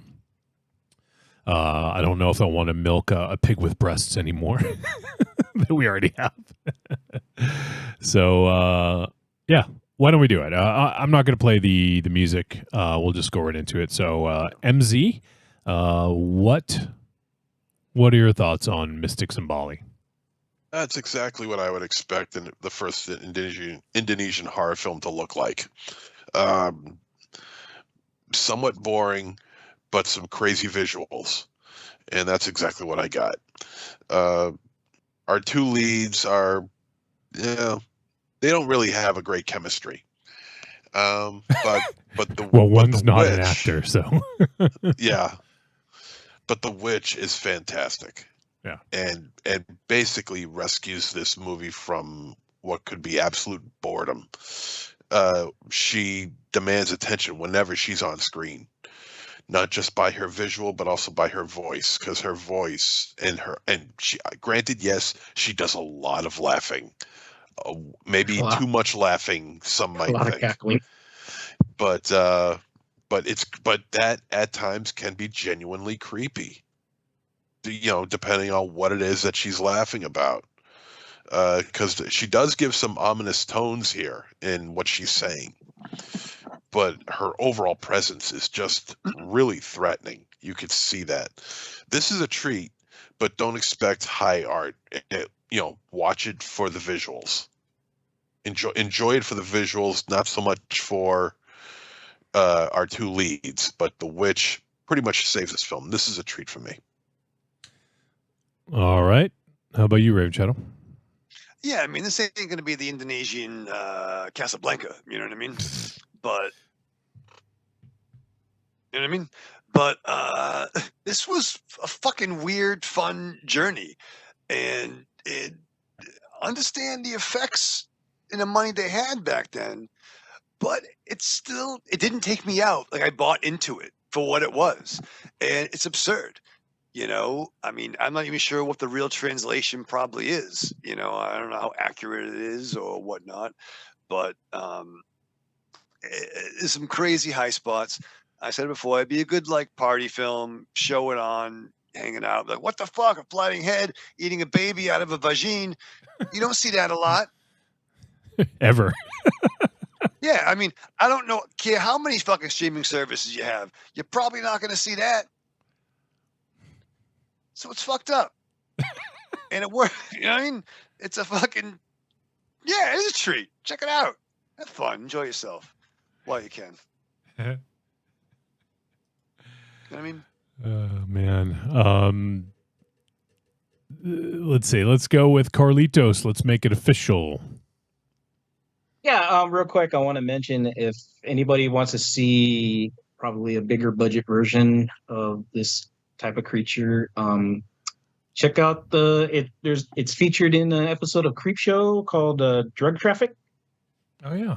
So really want to check that out. There's that. So cool. But to the movie, I mean, it's a low, but it's a movie that's it's pretty ambitious, but really doing on a very low budget. So you're gonna see some pretty subpar special effects here, but it's also campy and kind of fun kind of stuff. There's some creative stuff happening here.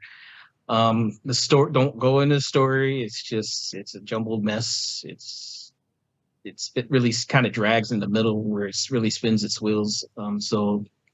But it's peppered with these super bizarre scenes of transformation and a floating head with its organs hanging out and sucking on babies out of a jeans, so as Raven Shadow would say. So this is a treat, but don't go in thinking you're gonna watch something good. It's a campy type of fun watch type film.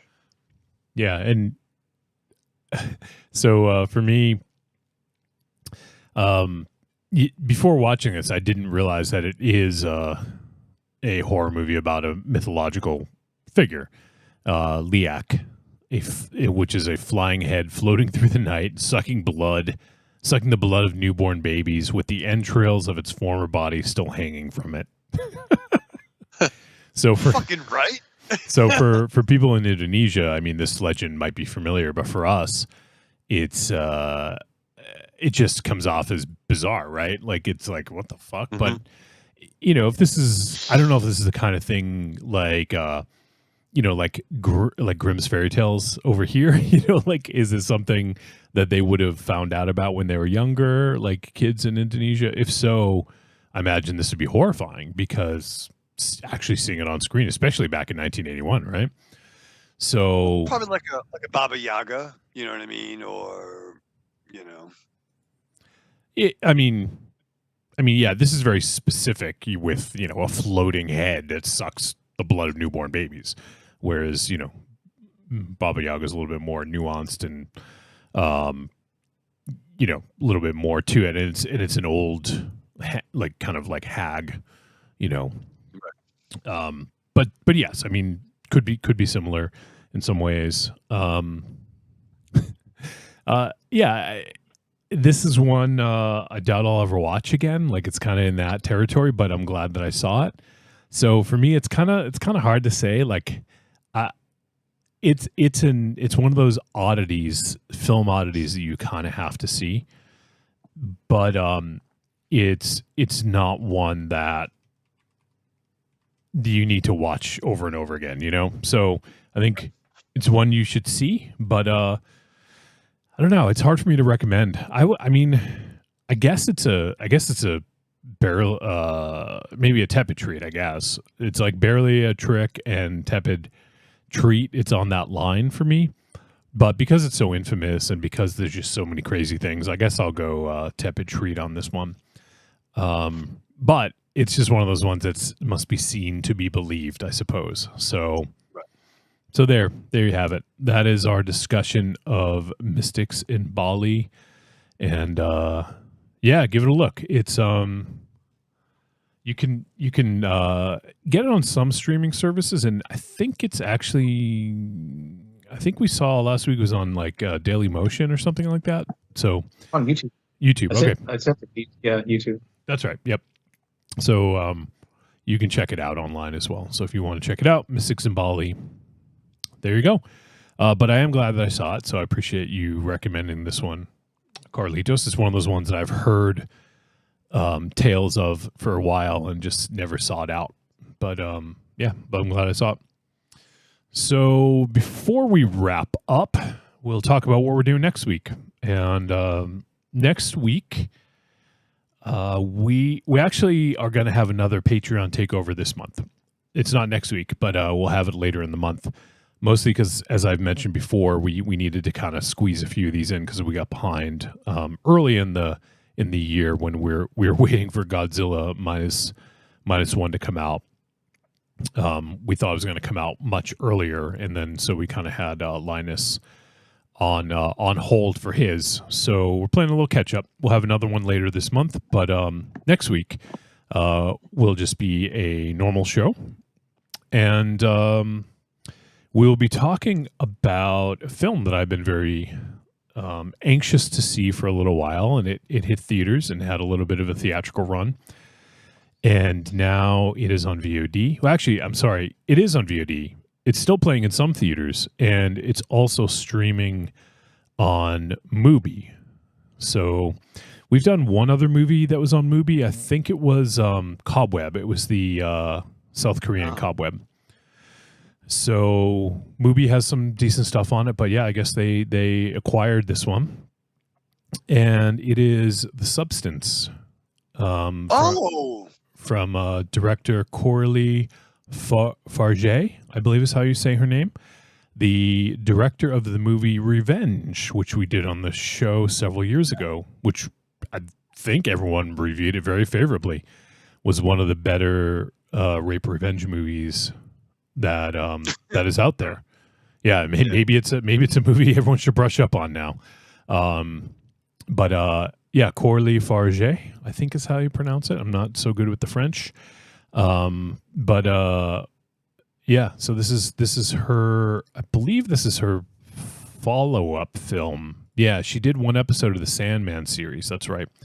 So she hasn't made a film since Revenge, which is fucking crazy. Because that movie was so good. And this is her second feature. So The Substance, and you guys both reacted, so you guys know about this film. Yeah. MZ, you've been looking forward to it? Oh, yeah. So The Substance, and it is it stars Demi Moore. Yeah. Margaret Qualley, Dennis Quaid. Oh, shit. And let's see, yeah. A few other folks, but those are the headliners. And the synopsis for this one: a fading celebrity takes a black market drug a cell-replicating substance that temporarily creates a younger, better version of herself. It's a body horror, dark comedy, monster horror, psychological horror. So, Gun-fu? no gun-fu on this one. No. The poster, the quote on the front of the poster says, "Absolutely fucking insane." That's what it says. That's what I keep hearing about. So, yeah. So, also what MZ's medical record chart says, actually. That's what yours would say if you didn't lie to your doctor. That's why I lie. Yeah. That's what I like. That's what I like. So yeah, if you guys want, I know Mubi does has a free trial. So if you guys want to check this out, you can get the free trial from Mubi. That is MUBI. Mubi. Let's go out to the movie. Let's go out to the movie. Exactly. So yeah, I would recommend just doing that. Get the free trial. I don't know how long it is, but and also, if I'm not mistaken, I believe Mubi is actually pretty inexpensive. Yeah, 7-day free trial. You can get a 7-day free trial for Mubi. And the film, just so you know, Raven Shadow, it is 2 hours and 21 minutes. Okay. Why? Well, hey, you only why is a long movie such a problem for you? You only got one movie to watch this week. I know, but just be glad I didn't save this till December, because then you would have had to watch this and another one. Damn it. All right. Thank you, Wolfie. All right. So next week, The Substance. We'll be talking about that. If you guys have seen it or are going to see it, go ahead, check it out, and send a voice message to podcast@trickortreatradio.com. Would love to hear some opinions on this flick. And, first time Mike says, the first time I saw this monster was in the Fiend Folio, a monster book for first edition of Advanced Dungeons & Dragons. Oh. Yeah. Okay. Yeah. That makes sense. And it's funny, you mentioned Baba Yaga. That Baba Yaga is actually a Dungeons & Dragons monster as well. So they definitely take a lot of stuff from folklore and myth and stuff. So, all right. So next week, The Substance. And let me go ahead and check. We have one email this week. You guys are going to fucking love this. Subject, Bombaleo. Hi, guys. Wait. Hi, guys. Ivan from Kostroma, Russia here. Stop it. I'm fucking serious. He says, I was listening to the latest episode and was once again surprised to hear my hometown mentioned, and even more surprised that you still remember me after all these years. It's been like 7 years, I think. You probably don't see me in your stats anymore, but that's because I have to use a VPN now. We have a lot of stuff blocked here. Even YouTube and Discord are blocked now, but I'm still with you guys listening. Such a brother. Fucking Ivan, man. Thanks, dude. That is, when I saw that come through, because we get some spam through the website, so I sometimes filter. I will actually look through and just make sure it's not spam. And I saw this come through, and I'm like, oh, man, you guys are going to fucking love this. Oh, I'm so glad he's still out there. I know. Man. Yeah, good to see he's still around. Oh, shit. Kostroma, man, represent. Fucking Kostroma, Russia. I don't want to get, I don't want to get too into some things with Ivan here, because maybe there's not much he can say, but I'd be curious to find out what he thinks of what's going on with Russia and Ukraine, but you know what, Ivan, no pressure, man. Like, if you don't want to say anything, don't feel. But I'm always curious about people in the country, like what they think of what's going on there, because there's a lot of, depending on where you get your news from, there's a lot of different stuff out there. And I definitely have some things to say about America right now. Oh yeah, yeah. So exactly. So I guess it could be. I mean, maybe, I don't want to speculate, but maybe he's not high on what's going on there, or maybe he is, and if so, that's fine. Like, but it's definitely good to hear, and I'm sorry you got to use VPN because man, that's like I can't even imagine like. Whew, that sucks, man. That's all I'll say. It sucks when your government is blocking you from accessing things that you like. YouTube and Discord are blocked. Like, fuck, man. I'm saying I'm not going to bust on Germany's balls for a long time. Actually, you know what? I'm sorry. I might be wrong. It might be that those apps are blocking Russian people from using them. Like it might not be what I said. It might not be the government. It might actually be these apps blocking people in Russia from using them. So either way, we don't, if you don't want to get too political to it, don't feel the need to. And you know what? Even just sending us this email is good enough. So don't feel like you have to comment on anything here. But it's really awesome to see that you're still listening out there, Ivan. And 7 fucking years. Yeah, I think he's right. It's been about 7 years because it was in the studio. I remember when we first heard from Ivan back in the day, and that's at least 5 years ago, 5.5 almost now. Yeah. I remember. Thank you, brother.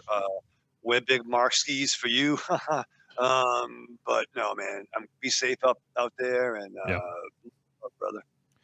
Absolutely. So good to hear from you, Ivan. Be safe, take care, and if you want to get back anytime, feel free to write us or even a voice message. So that'd be dope. We heard from Ivan once. I think we get one voice message, if I'm not mistaken. I just want to hear him again. You want to hear him again? All right. So thanks for taking the time, Ivan. It's great to hear from you, and hope all is well. All right, that's it. I think that's it. I don't think we have any voice messages. Just double checking over here. And nope. Don't believe so. So I think that's going to do it. So Carlitos, is there anything out there, I don't know, like you have any words of wisdom? You have anything to plug? Anything you want to mention that you hadn't had a chance to mention? Please, the platform is all yours right now. Yeah, I'll just say, considering the circumstances, just keep your head high and fight for what you believe in, and yeah, man, keep moving forward and push back. That's all I gotta say. Yeah, I love that. America's gone through its ups and downs, so get through this. So yeah, might be rough, but get through it. Gotta be strong. So definitely. Yeah. And we gotta communicate more and see why these things tend to happen, instead of the problem I have with the stuff happening now. It's just we're so divided. It's just it sucks. Anti-woke, and then I when I hear woke, I just get pissed off. Like, what? You don't want gay people in your shit, or what's wrong with that? You know what I mean? We're not pushing. It's just there. You don't have to watch it. Shut up, Yeah. It's stuff like that. It just upsets me. I don't even want to talk about it anymore. But you know what I mean? So, just keep moving forward. Yeah. Navigate, do what you gotta do, navigate these next 4 years. We'll be fine. Yeah. I love that. And I think it's good advice. I agree. I want to keep this light and not get too deep into things because that's one thing we wanted to do is just to kind of keep things light and fun. But our pal, I don't know if he's still out there. Our pal Anthony, he wrote about this on Facebook. I saw that he had an encounter with a supporter from the other side, and he tried to have a conversation with the person, and the person did not want to have a conversation with him. And I agree with you, Carlos, where I feel like, I don't know, like I feel like this whole being anonymous behind your keyboard thing has now gotten to the point where people feel like it's okay to be like that in person now. Like I feel like they're emboldened to just fucking say stupid shit. Like decorum is fucking out the window. And and it sucks, right? Like, I mean, granted, believe me, I don't. I'm trying not to get too heavy into this, so I'm trying to like just. I was afraid this was going to happen. Oh, just shut the fuck up, MZ. Jesus Christ, we went the whole episode, all right? Like, there's a lot of shit going on in our lives and a lot of fucking people that are pissed. So it's, it's okay to say a few things. If you want to take off, you can take off. But I think that's what needs to happen. Is I think Carlitos is on the right path, man. Like, we just need to fucking be able to coexist and be able to talk with each other. And things have gotten so toxic. Like all these, fucking men's rights activist fuckboys that have been sitting in their basement typing, about how much they fucking hate woke Star Wars for the last several years now feel like they're emboldened and they can fucking come out of the fucking cave and, and show their faces. And, you know what? Like, that's not going to work. You're going to quickly go back to your cave and you're going to rethink your existence eventually. So might as well just fucking start being a little bit more self-aware of yourself and just think about your actions and the people around you and what you truly want to be. Just do that. That's really all I have to say. I don't want to get too much into it, but anything quick, Raven Shadow, before MZ gets pissed? Good's going to triumph over evil as soon as it learns to fight dirtier. Well, I don't know about that, but not too good. Just Custer. Yeah, I know, but and I'm sure MZ doesn't want to say anything about this. Nah. Not really. Not really. On motherfuckers. Yeah. He's like, I just want to watch fucking horror movies. Fucking bullshit. Go to bed right now. That's kind of what I want to do too. So tired. Yeah. I'm a mister. I get priority bedtime. Oh, my sleep number is now. Time. Need my bedtime tea. I'm gonna count my sheep. 1 more, 2 chamomile. Chamomile. Where's my chamomile? Where is my Earl Grey and my chamomile tea? I simply cannot sleep without it. How dare you give my Earl Grey this caffeine in it? I need 5 drops of honeys and 2 sugar cubes in my tea. Where's my lorazepam? I only add honey to my tea. Thank you very much. Sorry. Excuse me. He really hates Bjork that much that he doesn't put sugar cubes in his tea. Yeah. Bjork's the other white meat. All right. Carlitos, you actually mentioned it earlier, but he wasn't here. But now the Raven Shadow's here. Do you want to say what you said earlier, or something like it, talking about one of the long-standing jokes on Trick or Treat Radio? Hey, where's Banana Fingers at? Yeah, you should have eaten a fucking banana on this episode for Carlitos. What the fuck, man? They didn't have any at the gala. They didn't have any at the gala. I was thinking, like, since we're, being on camera, I was thinking, like, just if I ever get my hands on, like, these, like, plastic bananas you could put on your fingers, and then Asia just comes out with her hands just kind of behind my back. Oh, shit. It'd be like the witch. Like the witch in this fucking movie with bananas. Yeah, it would have, man. Dang, the things you think about after you watch them. Oh, shit.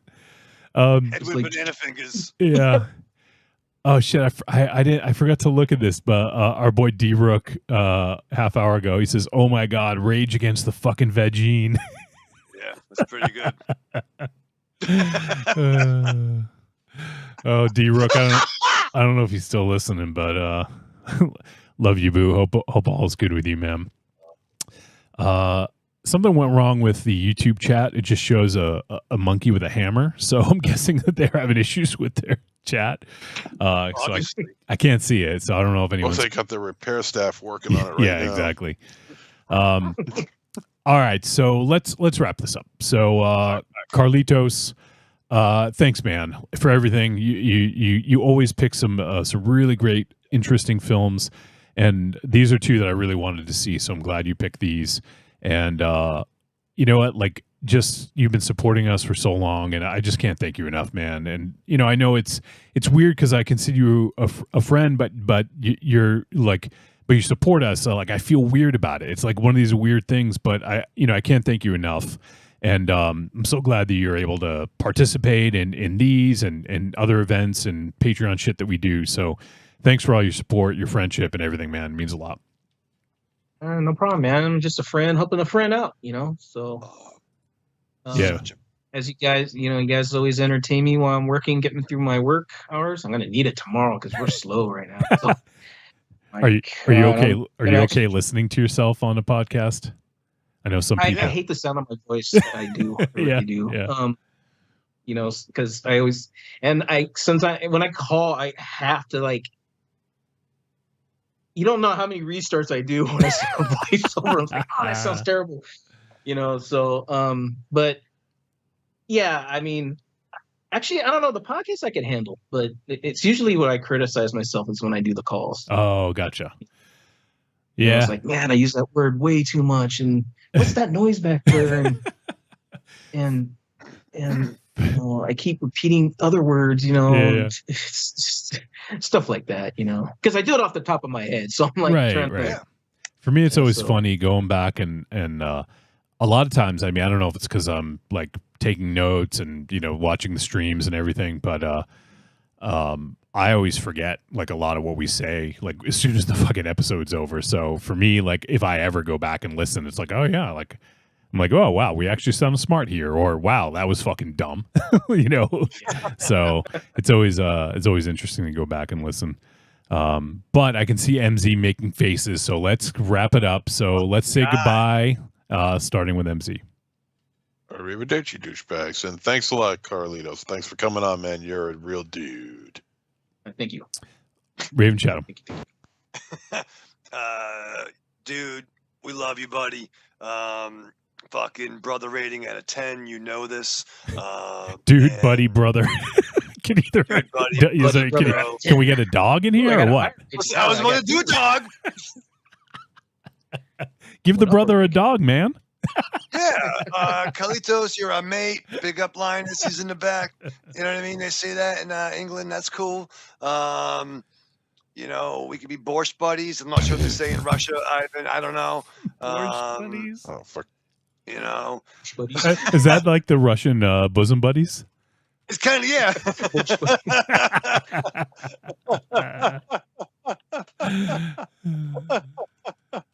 Oh fuck yeah, Peter Stalin and Ivan Hanks. That's it. Peter Stalin and Ivan Hanks. But what I'm trying to say, Carlitos, and I think you know this, is that we love you a long time. You're fantastic. We pop for all the voicemails.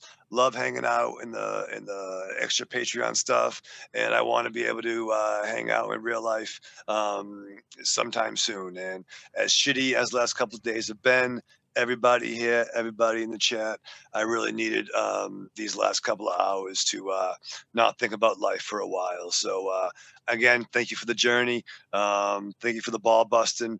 And we love you, man. You're the best in the business. And live fast, love hard, die with your mask on.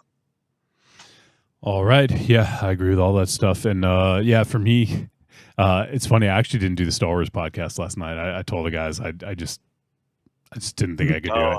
It's the first podcast I've ever missed in 12 plus years. So I wasn't sure how I was going to feel tonight, but this has been good. It's been good. It's just to fucking pal around with my brother's dog buddy. And look at MZ. Look at him. What's he doing? Zen-like state. He's like trying to will the end of the show into existence. You let this be over. All right. For MZ, let's fucking end it. So, Carlitos, thanks again, man. Love you and love having you on the show. And everyone out there, I don't know, just be good to each other. I know that this is going to be tough. Process it however you need to.